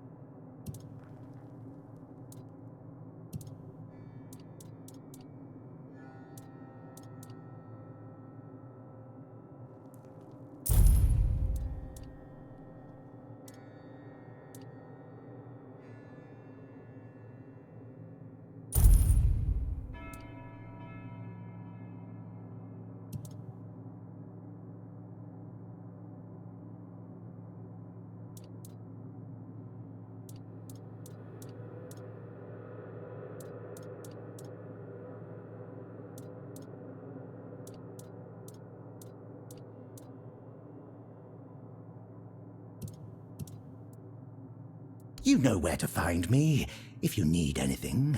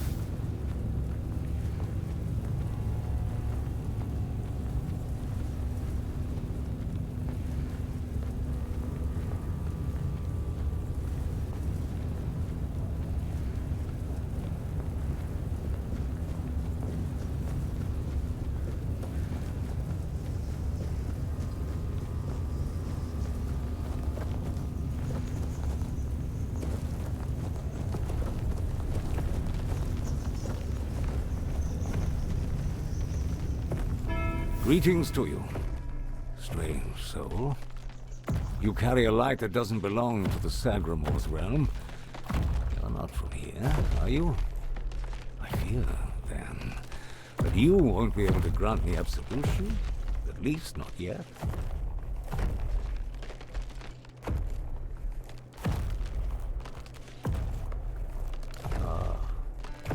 That. It may be my only solace in this vale of tears. The fungus helps me keep my senses, attuning me to the rhythm of this forsaken kingdom, making me somehow understand. I feel the footsteps of the souls wandering above. I feel their ever unfulfilled needs and desires. The fungus conveys this to me quite clearly. Yes, and in a way, I accept the workings of this wretched place. I feel as though I am a part of it. It gives me some sense of belonging. And perhaps there is another future for this realm. Perhaps if we are all connected here, forming one single organism, it might lighten our burden. Who knows? Only a pure soul can bear the sins of another. My soul was once like that. I thought it would be enough to... I don't know what I thought. I've been here for so long. Not just anyone's. I took upon myself the sins of my queen. I had no choice. I swore an oath of loyalty. But if I had known the weight of the queen's misdeeds... Sometimes I wondered if this is my punishment. A punishment for consorting with someone so corrupt. I don't know. I sought meaning in the All-Mother, pondered the truths of the Red Priests. I searched for a merciful God, but all was silent. Then I came here, for Sagramor, soon to be king, was about to ascend to the pantheon of demigods, and beside him stood the queen, as radiant as dawn, gentle as the light of spring. I swore to serve them until the end of time, yet she desired a true kingdom, regardless of the means. Next, there was the descent into the depths where we now find ourselves. This came to pass at the Queen's behest.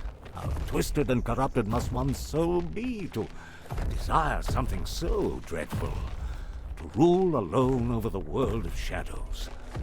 I was stupid. Scroll. Indeed, I recall seeing Druidic sages arriving at the court long ago. I also witnessed powerful acts of magic. Surely the court custodian might know more. But you must forgive me. I cannot provide you with a more specific answer. May goodness and light guide you.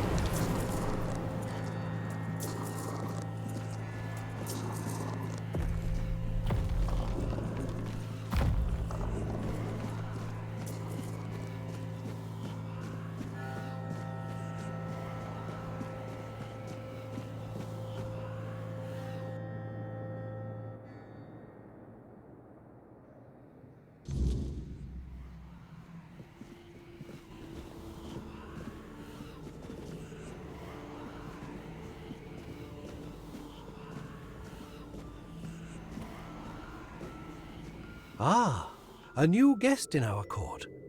Welcome, stranger, to the humble halls of King Sagremore's castle. Are you here to seek an audience with the king and queen? Many are eager to see them, though most are the old regulars. I'm sure their highnesses will be pleased to see a new face. We haven't had many guests of late. Oh, no need to trouble yourself with me, my lord.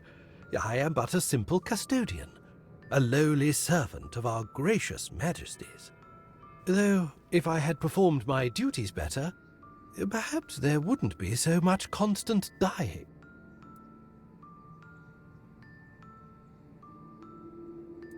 Oh, it's no big deal. We live here in perpetual suspension.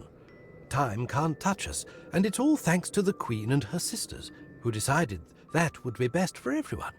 Well, as long as you don't sin against their majesties, then you might share my fate. Or that of Sir Stygander, who you may have encountered on your way to the castle.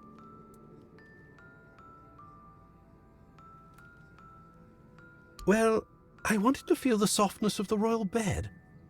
No, don't look at me like that. It's not what you think. The Queen's honor is intact, at least where I'm concerned. But I happened to be in the chamber when King Sagremore appeared. He wasn't alone, and his companion wasn't the Queen. It was one of the harpist sisters. But shush. The king didn't notice me, but the Queen caught on to my unease. She tried to force me to confess what I had seen. I think she suspected it involved one of the king's indiscretions.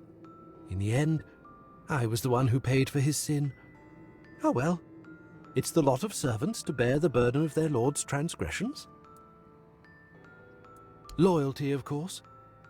Sir Stygander swore to our queen that he would remain faithfully by her side, and that he would take every sin of hers upon his shoulders. That was a very unfortunate pledge, as it later turned out. Now our brave and loyal Sir Stygander is atoning for sins that aren't his. But breaking his vows would be a sin in itself, requiring even more atonement. It's a no-win situation. But such is our fate. Oh, I'm sure they will. But you might have to wait a bit. The king's schedule is completely full for the foreseeable future. And, before you ask, no, there's no way to speed it up. King Sagremore is very particular about treating all his subjects equally. Unless you're aiming to become the court jester, there's not much I can do to help. Though, now that I think about it, perhaps if the Queen's sisters put in a good word for you, you might just get to the front of the line. Oh, that would be Miss Clare and the midwife. Should I elaborate about the royal family in any particular order? She's the youngest of the sisters. She used to be so sweet and innocent. But now, well, I shouldn't gossip. I'm already trying to make up for that. Just know that Miss Clare isn't a bad person. She became envious of the Queen's love for the king and ended up chasing after boars who never really returned her feelings. I don't know much more than that. Talking to Miss Clare is rather, difficult. You'll see what I mean. She's a wonderful woman, completely dedicated to family. Her life's mission was to bring a child to the royal couple into this world. She loves all the royal children. Unfortunately, none of them are, suited to inherit our kingdom. You'll be fine, as long as you don't insult her family.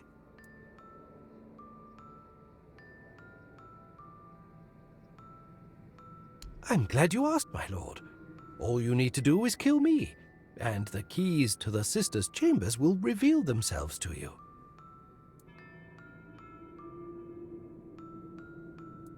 Exactly.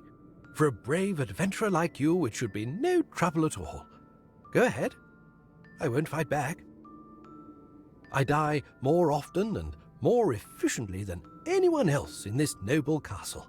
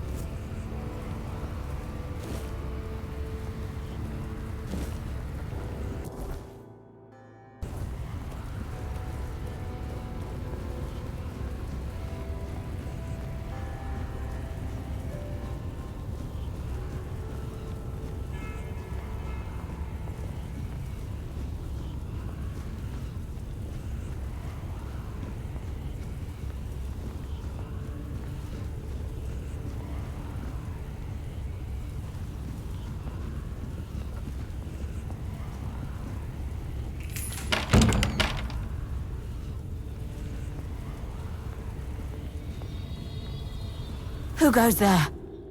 Are you here to see the children? Oh, my sweet babies. I lost them. I lost them all before they even got here.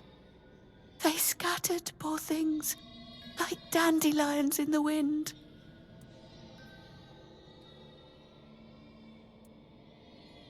My little flowers, they're all gone. Met their grim fates within these castle walls. They die and die at the hands of those who should have loved them, or through their neglect. Poor little things.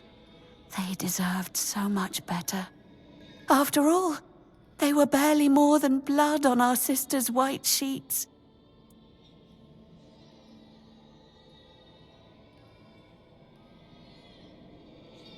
The Queen. She wants nothing to do with me. I failed her so terribly that she no longer wishes to see me. I've fallen so far from her good graces. But I will make it right. You'll see. I just need the children here, safe and sound. Maybe when she sees them, even as they are, she will love them just as much as I do.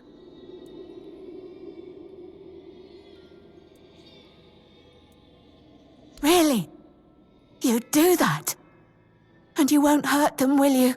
Please, I cannot bear to hear their cries anymore. I need them close, so I can watch over them as I was meant to. If I could keep that one promise I made to my sister, perhaps then I could finally know peace. Let me think. Renaud, the Crown Prince, loved to stand on the balcony, gazing down at the gardens, watching the legacy that will never come to be. Little Noah, covered in blood.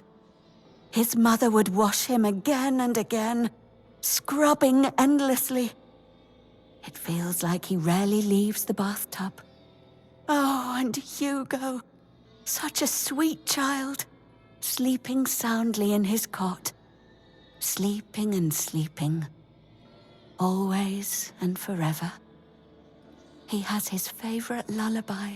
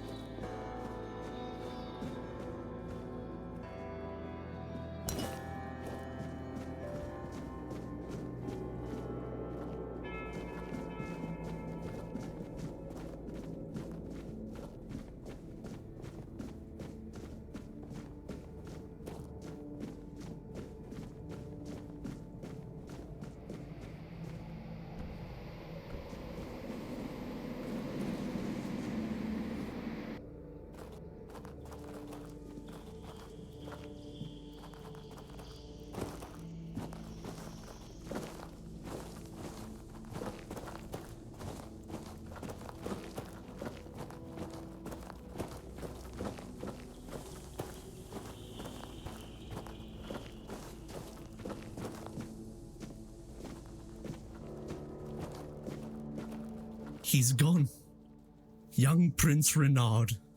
Oh, by the gods, lost for good this time.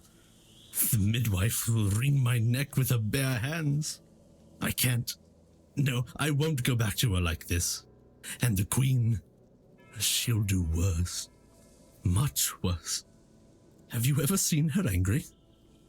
Hopefully not.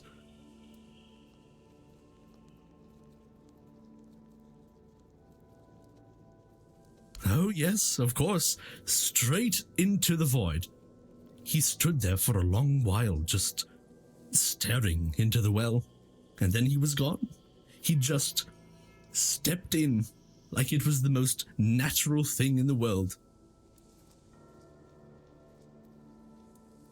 Oh, surely you don't mean to. Oh, may the gods watch over you. Or, no, wait. Better they don't look upon someone heading into a place like that. They might feel disgusted. But I wish you luck. Remember, everything you do is being judged.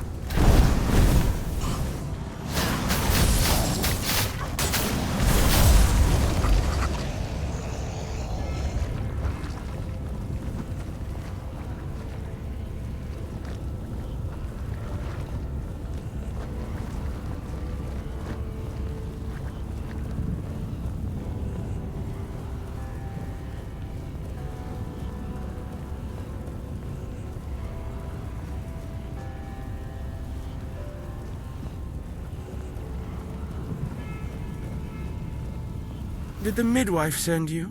Or was it that coward who's supposed to be keeping me under their heel? Don't take it personally. You're not that special. Nobody is. I just wanted you to leave me alone, but as always, everything in this house proves hopelessly useless. Any form of service, flawed and feeble. They lack competence. Next time, I'll find a deeper despair and an emptier void to hide in.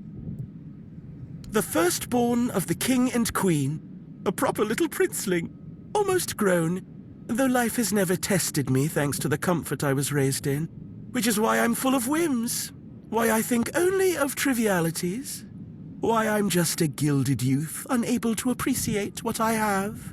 I won't bother listing every one of my vices. Mother won't be pleased with how miserably the court servants perform their duties. She never handled disobedience well. Well then, we can skip pedagogical lectures, as I know you'll force me to return at the end. And later, I'll try to run away again.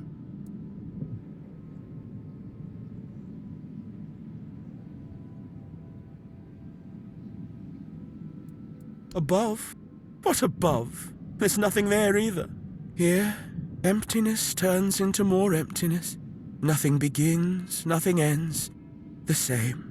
Over and over again. I'll tell you something. This place, all this darkness and silence, is no different from what awaits us in the gardens, the halls, or the chambers. Of all my mother's obsessions, control is her greatest. Everything must bend to her will. That's why I take so much pleasure in defying her. Poor father. Letting her trample him like that. It seems a crown on a man's head weighs him down and dulls his mind. The charms of power. They say I take after him. Look closely, and you'll see all you need to know.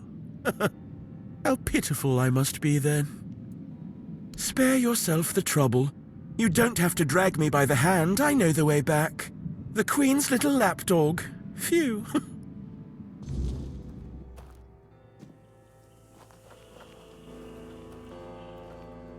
You found the young master. Joy, such great joy. I owe you a debt or two. We simple folk, we must stick together. Here, take this. I hope it serves you well.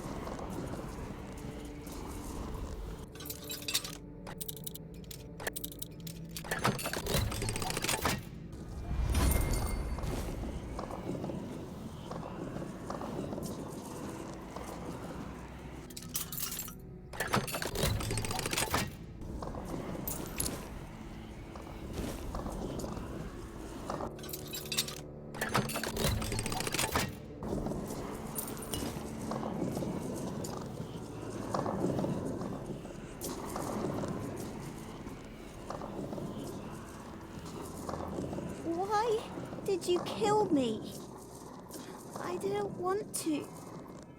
I didn't want to be like that. Mum, she used to call me Little Fish sometimes, when she was in a good mood.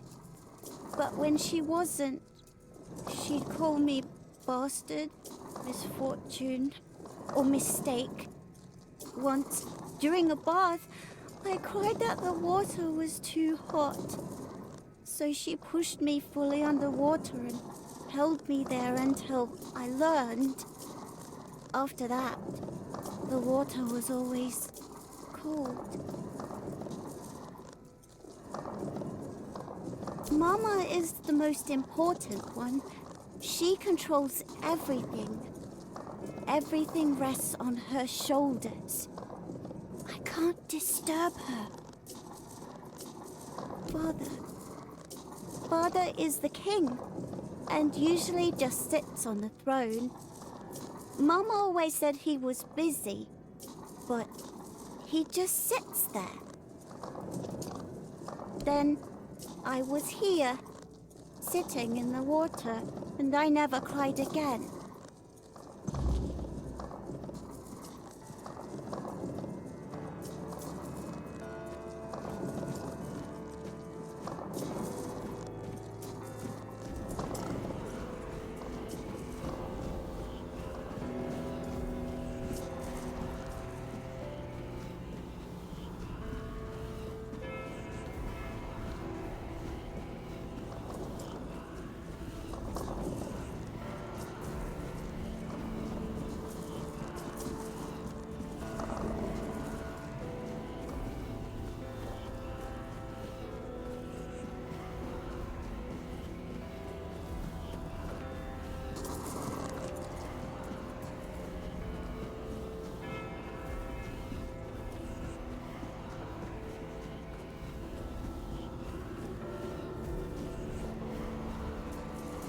They are here.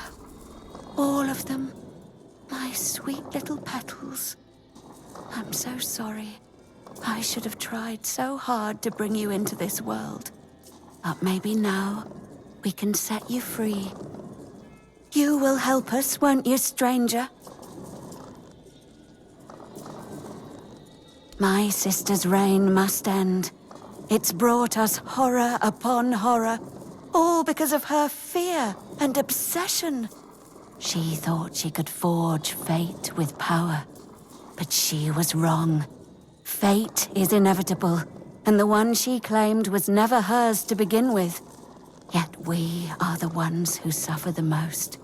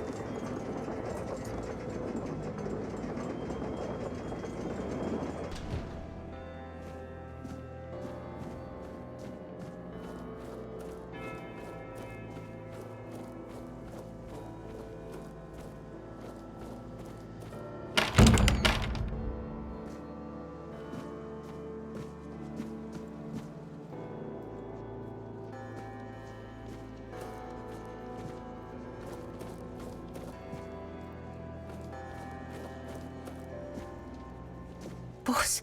No, not boars. Boars in the letters. The letters to boars, to beloved.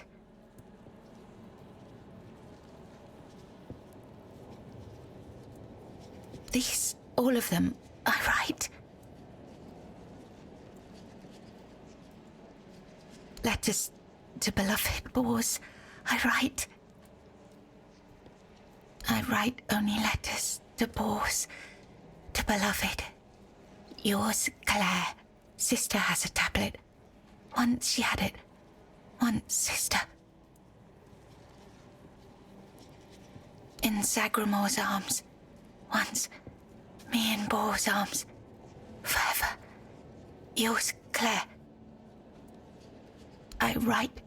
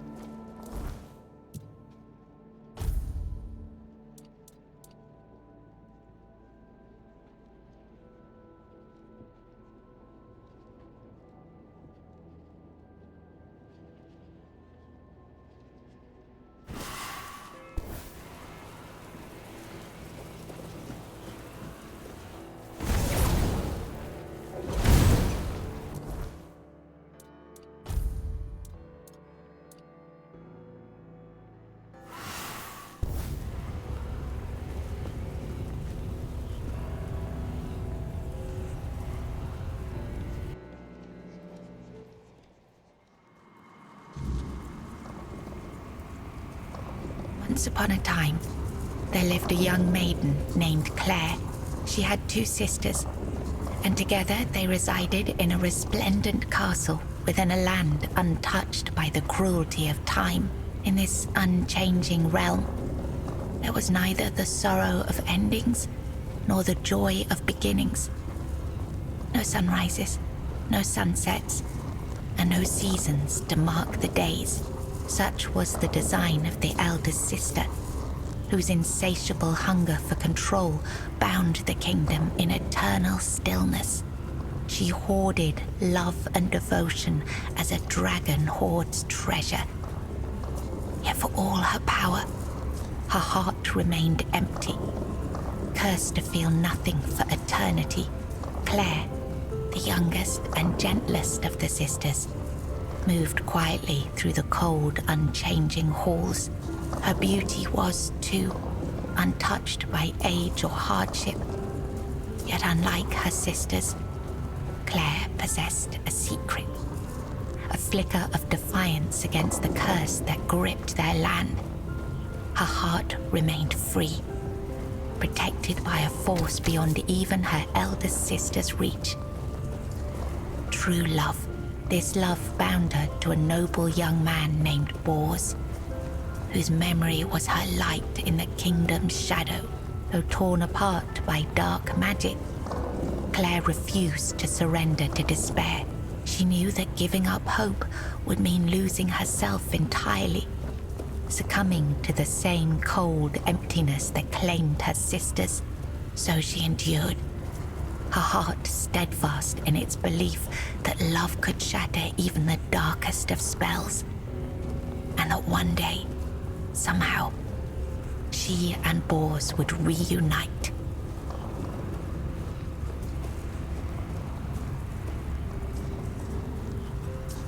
It was the height of summer when young Bors first laid eyes on the maiden of his heart, working in the fields, his skin bronzed by the sun.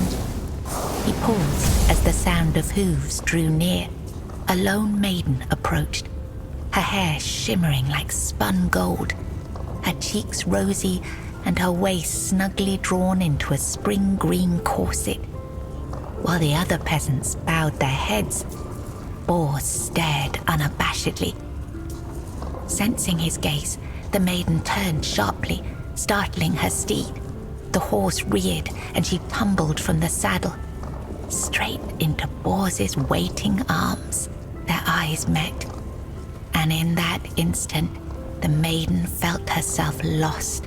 A warmth bloomed upon her cheeks, but a deep foreboding stirred in her stomach, for she knew there would never be another man who could claim her heart so completely. From that day forward, she rode past the fields daily, offering Bors water and sharing quiet moments beneath the shade of a willow tree. Days stretched into nights, and the two surrendered to love. But one day, as the maiden passed the field, her beloved Bors was nowhere to be found. She waited beneath the willow until darkness fell and reluctantly returned to the castle. The next day, and the one after that, she returned. But Bors never did. Summer turned to autumn, and the maiden ceased her rites. She withdrew into the shadowed stillness of her tower, her heart heavy with unending sorrow. Unbeknownst to her, Bors's bones lay. Long ago, there lived a maiden named Claire, fair of face and gentle of heart, cursed by her cruel sister to remain imprisoned in a high tower, forbidden to step beyond its walls or look out of the window. She spent her days weaving a tapestry of the outside world, a world she could glimpse only through the reflection in an enchanted mirror. Yet Claire dared not lift her eyes from the loom, for the curse was absolute. If she ever stopped her weaving to gaze out the window herself, the fragile thread of her life would snap. One day, the mirror revealed a grand procession on the road below. Among them rode a knight clad in gleaming silver armor, a sapphire cape following behind him. His warm eyes and copper hair struck Claire's heart with longing. Unable to resist, she rose and stepped toward the window for a glimpse of the gallant knight. The moment she moved, a terrible pain gripped her chest and the mirror shattered. Claire, knowing the curse had claimed her, fled the tower. She reached the road just as the procession passed, grasped the knight's cape, and collapsed. Sir Bors turned a sudden tug, leapt from his horse. In the days of King Sagramore, there lived Bors, a wandering minstrel whose songs were famed for their beauty and sorrow. Among his melodies was one that bore the weight of his heart, the ballad of a lady named Claire. Claire, a noblewoman of unmatched grace, had been betrayed by her jealous sister, who sold her to a rival lord for power. Locked in a distant tower, her pleas for rescue went unheard. But Bors, who had once sung for her in her father's court and fallen deeply in love, learned of her plight and vowed to save her. He journeyed to the castle where she was held and sang beneath its mist-shrouded walls each night, hoping she might hear him. At last, a faint voice joined his song. Claire, her spirit unbroken despite her captivity, determined, Bors devised a daring plan. Each evening he sang in the castle hall, lulling the court into an enchanted trance. When the moment was right, he slipped away to free Claire. Together they fled through shadowed halls, hearts pounding with hope. But as they reached the forest edge, disaster struck. The alarm was raised, and the guards gave chase. Armed only with his lute, Bors faced the guards to protect Claire. In the struggle, he was struck down, his body falling beside his broken lute. Claire was dragged back to the castle, her heart forever bound to the minstrel who had died for her.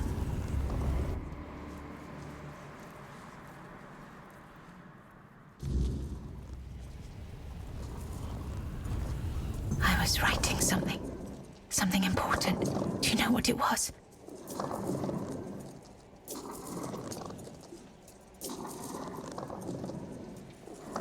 Yes, Bors, my former lover. I have fond memories of him.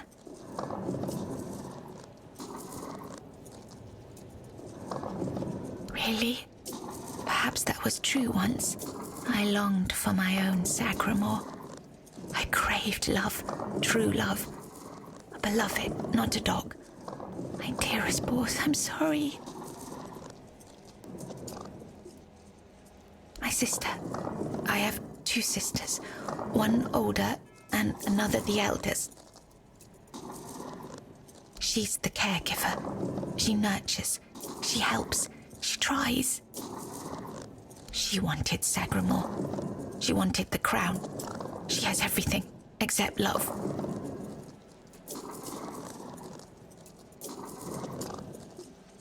She does. She holds the power of the men here. She has everything. It's at the very top, above all else. To see everything. To hear everything. She has no desire for love. She wants to rule. Love is not necessary. Power is. Fear is. Here, you've read these notes on the stacks of paper. My handwriting. I must have written them, yes. Strange. No, I'm sorry. Enough. She sees all, hears all. Her arms are long. They're everywhere. Go now, go.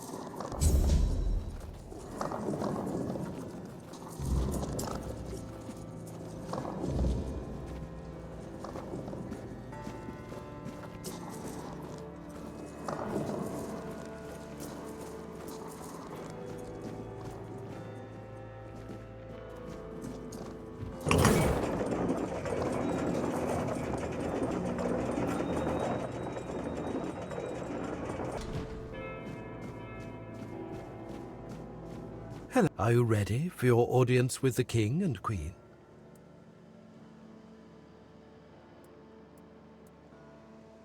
As you wish.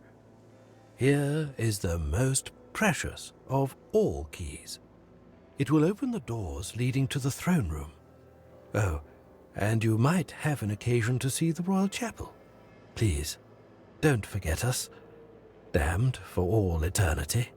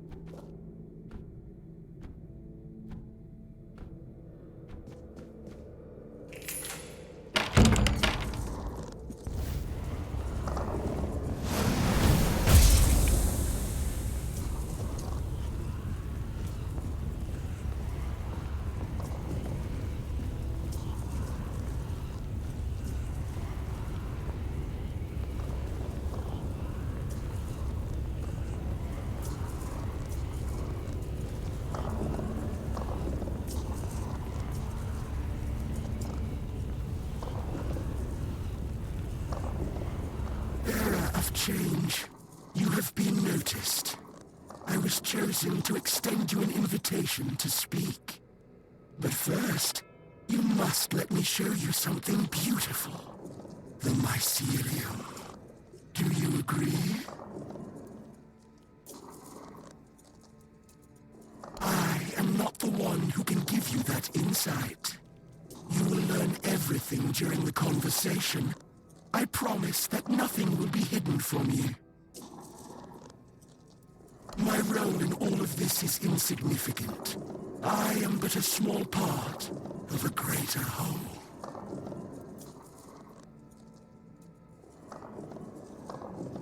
Splendid.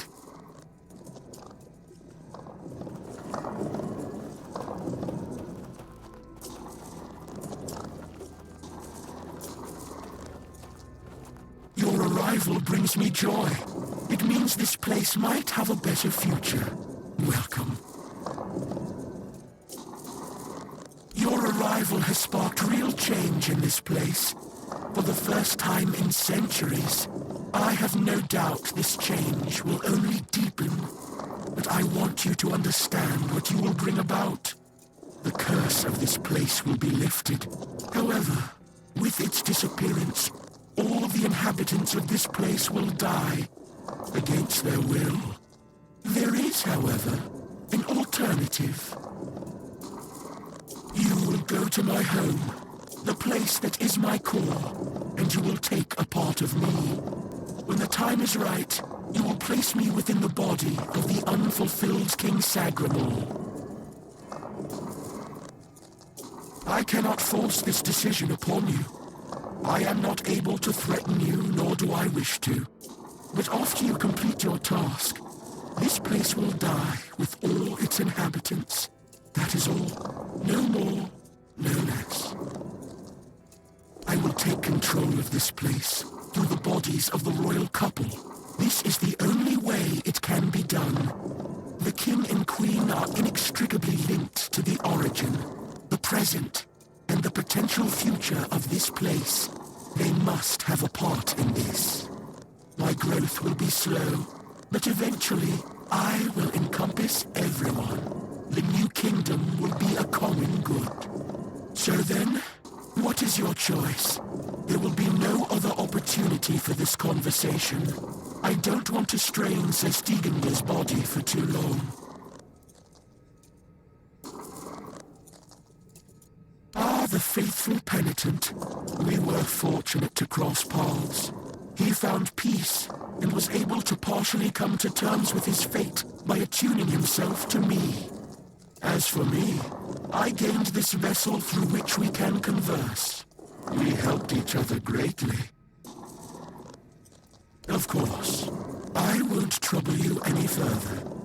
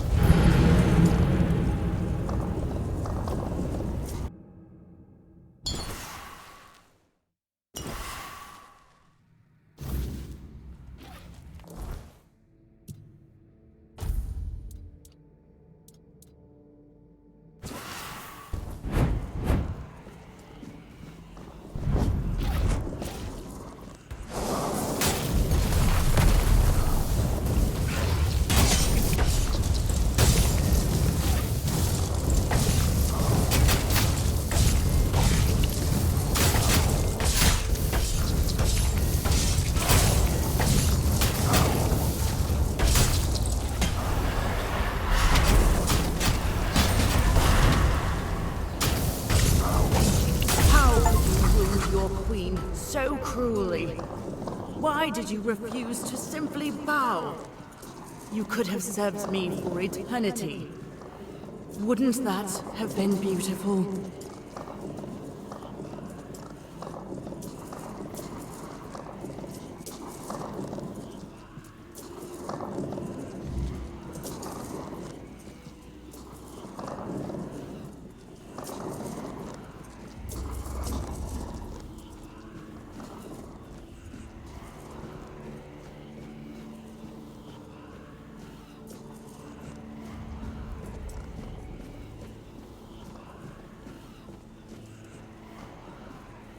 Gone, is she?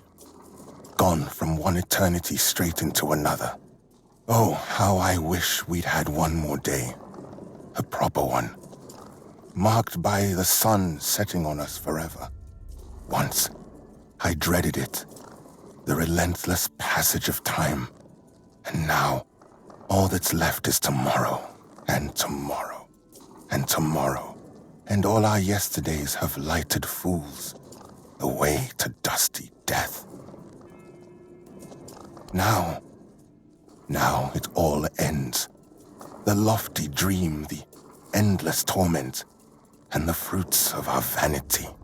What we leave behind is a monument to our own foolishness. There will be no legends told of this place, for it is a tale told by an idiot, full of sound and fury, signifying nothing. And this is for you. The reason for your visit to this cursed court. You may leave now. Your audience is over.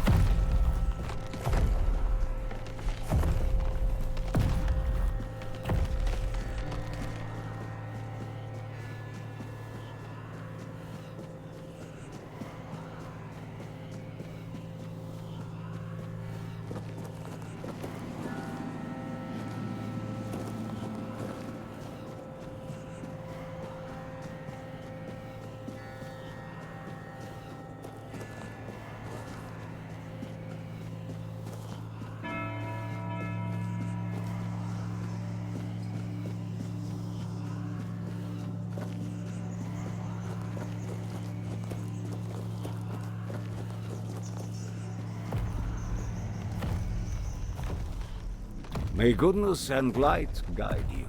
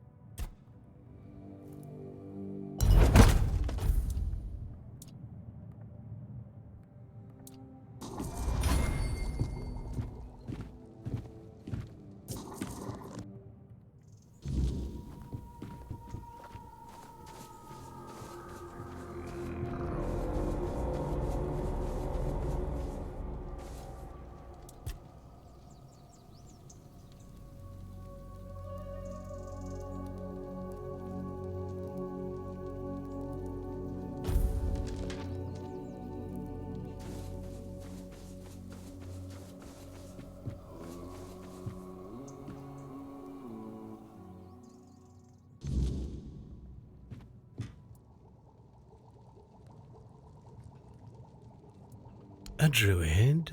Curse someone? Couldn't be me. I'm not even a druid anymore. I know a thing or two about herbs and mushrooms, but I can't for the life of me recall how to curse someone.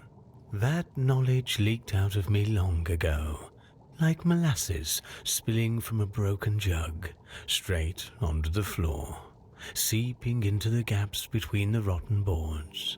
Red-eyed demons licking it up underneath.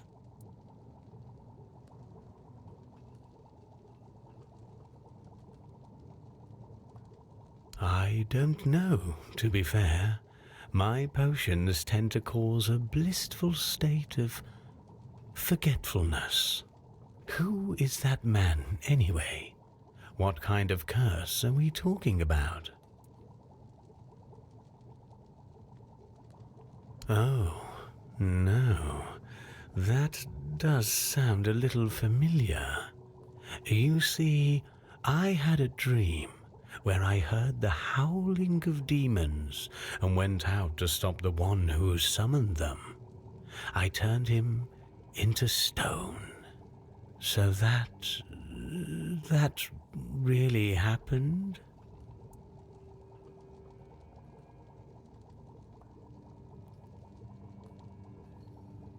Bagpipes. So, that was where that infernal howling came from. It felt as if my very soul were being torn out through my ears with red-hot irons. I must have unconsciously dived into the recesses of my memory and reached for the long-forgotten knowledge about curses. Incredible, isn't it?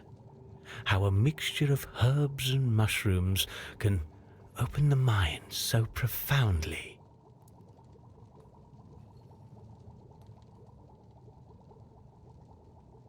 Yes, fortunately, such a curse is much easier to remove than to cast. Wait a moment.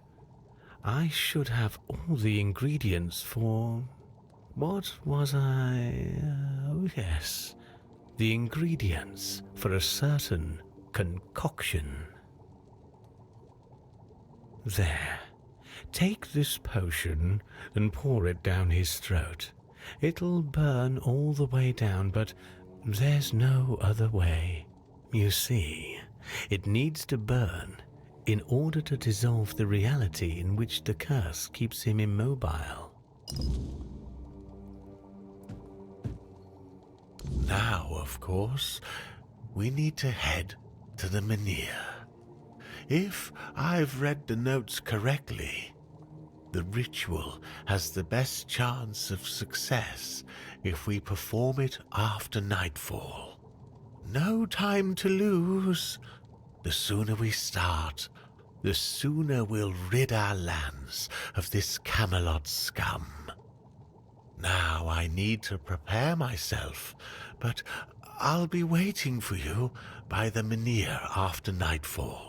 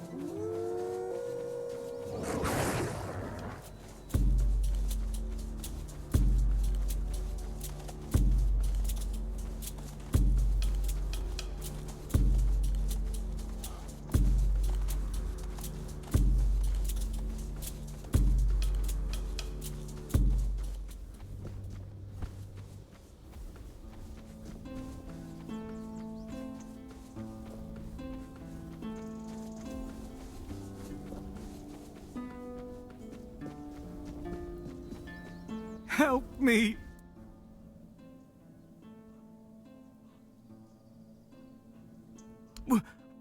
Water? Do you have anything to drink? I can't move, so I need your help.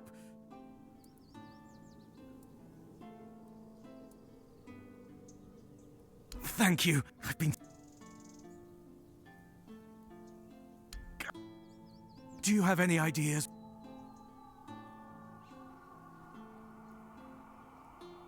What? I'm supposed to just forgive and forget? Let him keep turning people into stone willy-nilly?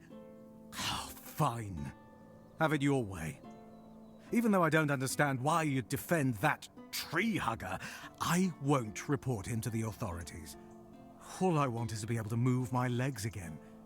Give me that potion. It can't get any worse, I think.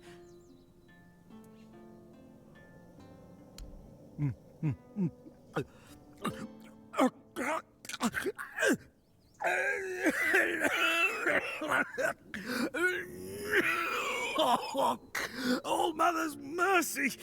What is this? Are you trying to kill me?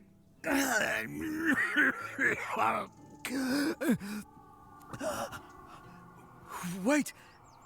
Something's happening! I can feel my fingers! Thank you. I don't have much, but please, take these coins. Tell me, where did you get this potion? Really? You talked to that dog? Did he tell you why he almost killed me?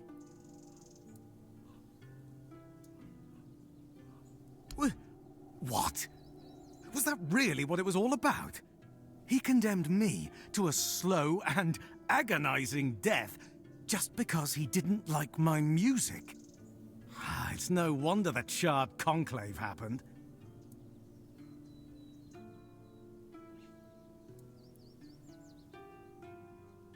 Fine, but I still hope I never run into him again. What if he breaks my arms next time because he doesn't like the way I'm peeling an apple? Thank you, once again. May the All-Mother guide your path.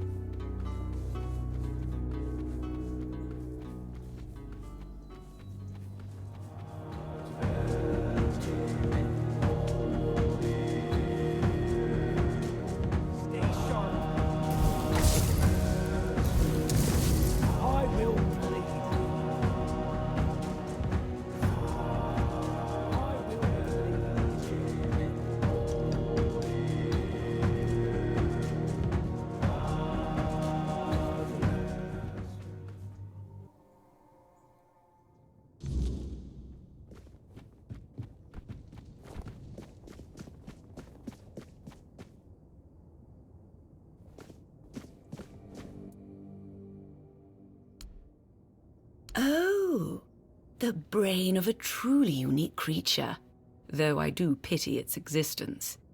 The conflict between such opposing instincts must be such a torment. Nakalevi are hybrids created by the Red Priests, certainly a cross between redcaps and goats. Though other animals were likely involved in the experiments. Regardless, thank you. I'm glad you came out unscathed. Here's your payment. Thank you. I trust you took the necessary precautions. The plague is known for its high contagion rate. I must admit, this is an important moment for me, for various reasons. I will soon begin the brain examination. Thank you again. Poor soul. I only hope his consciousness completely vanished, sparing him any awareness of this nightmare. Since the weirdness began to re-emerge, cases like this have sadly become more common. Thank you. I hope that through these studies I can better understand the connection between our biology and the weirdness. So, it seems we're almost done. But I must ask for your help with one last matter. Before we met, I made contact with Dalriata trappers who agreed to get me the brain of an ice weaver. Out of their group, only 2 survived. Let's just say they've been making some threats. I need you to go to the exchange for me. Can I count on you? They belong to the Svein tribe, but were banished for some reasons. To be honest, I don't care. I just wanted a group of folks who knew the Forlorn Swords well. I assumed they could handle it without too much trouble. Don't expect a warm reception. They're cold, harsh people, and given their current emotional state, well, it's a dangerous mix. We initially planned to meet in a location I could easily access, but after what happened to their folks, they've made some specific demands. Here's the location and the gold I promised them for the task. Don't try to negotiate. The amount has already been agreed upon. Once it's done, find me. I'll be nearby. However, I'd prefer not to attend the meeting. It might unnecessarily escalate the situation. Until next time.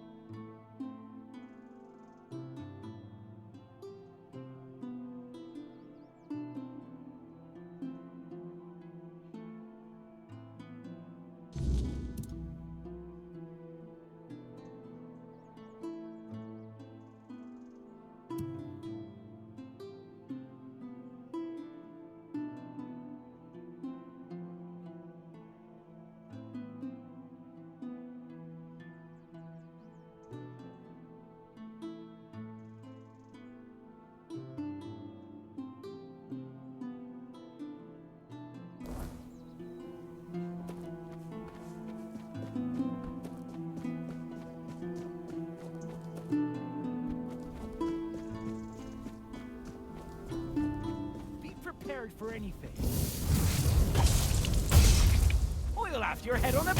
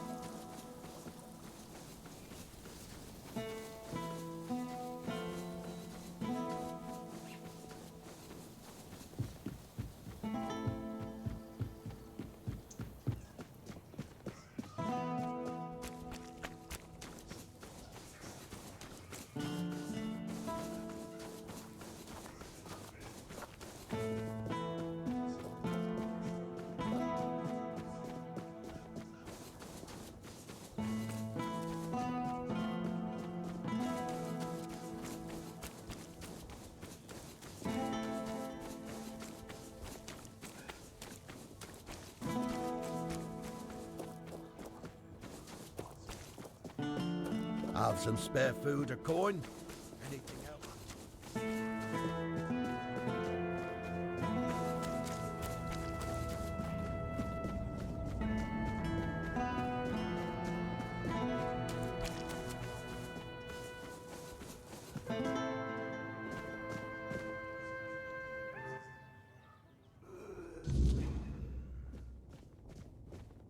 Careful with that! Oh, there you are.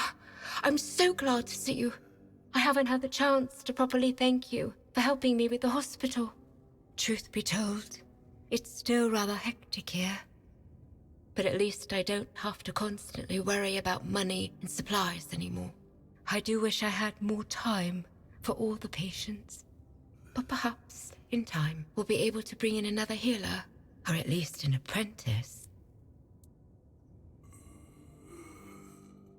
I try. I'm still responsible for the entire hospital. But at least now, I don't feel so alone. And now that Camelot has to pay for treatments, it turns out that a hangover doesn't really require a healer's intervention after all. The residents of Connacht can still be treated for free. And I hope it stays that way. I'll definitely fight to keep it so. Not really. Everything has been going quite well. The Legate Denham isn't too happy about this development. Oh, if you come across any herbs or potion ingredients, feel free to bring them to me. I'd be happy to buy them.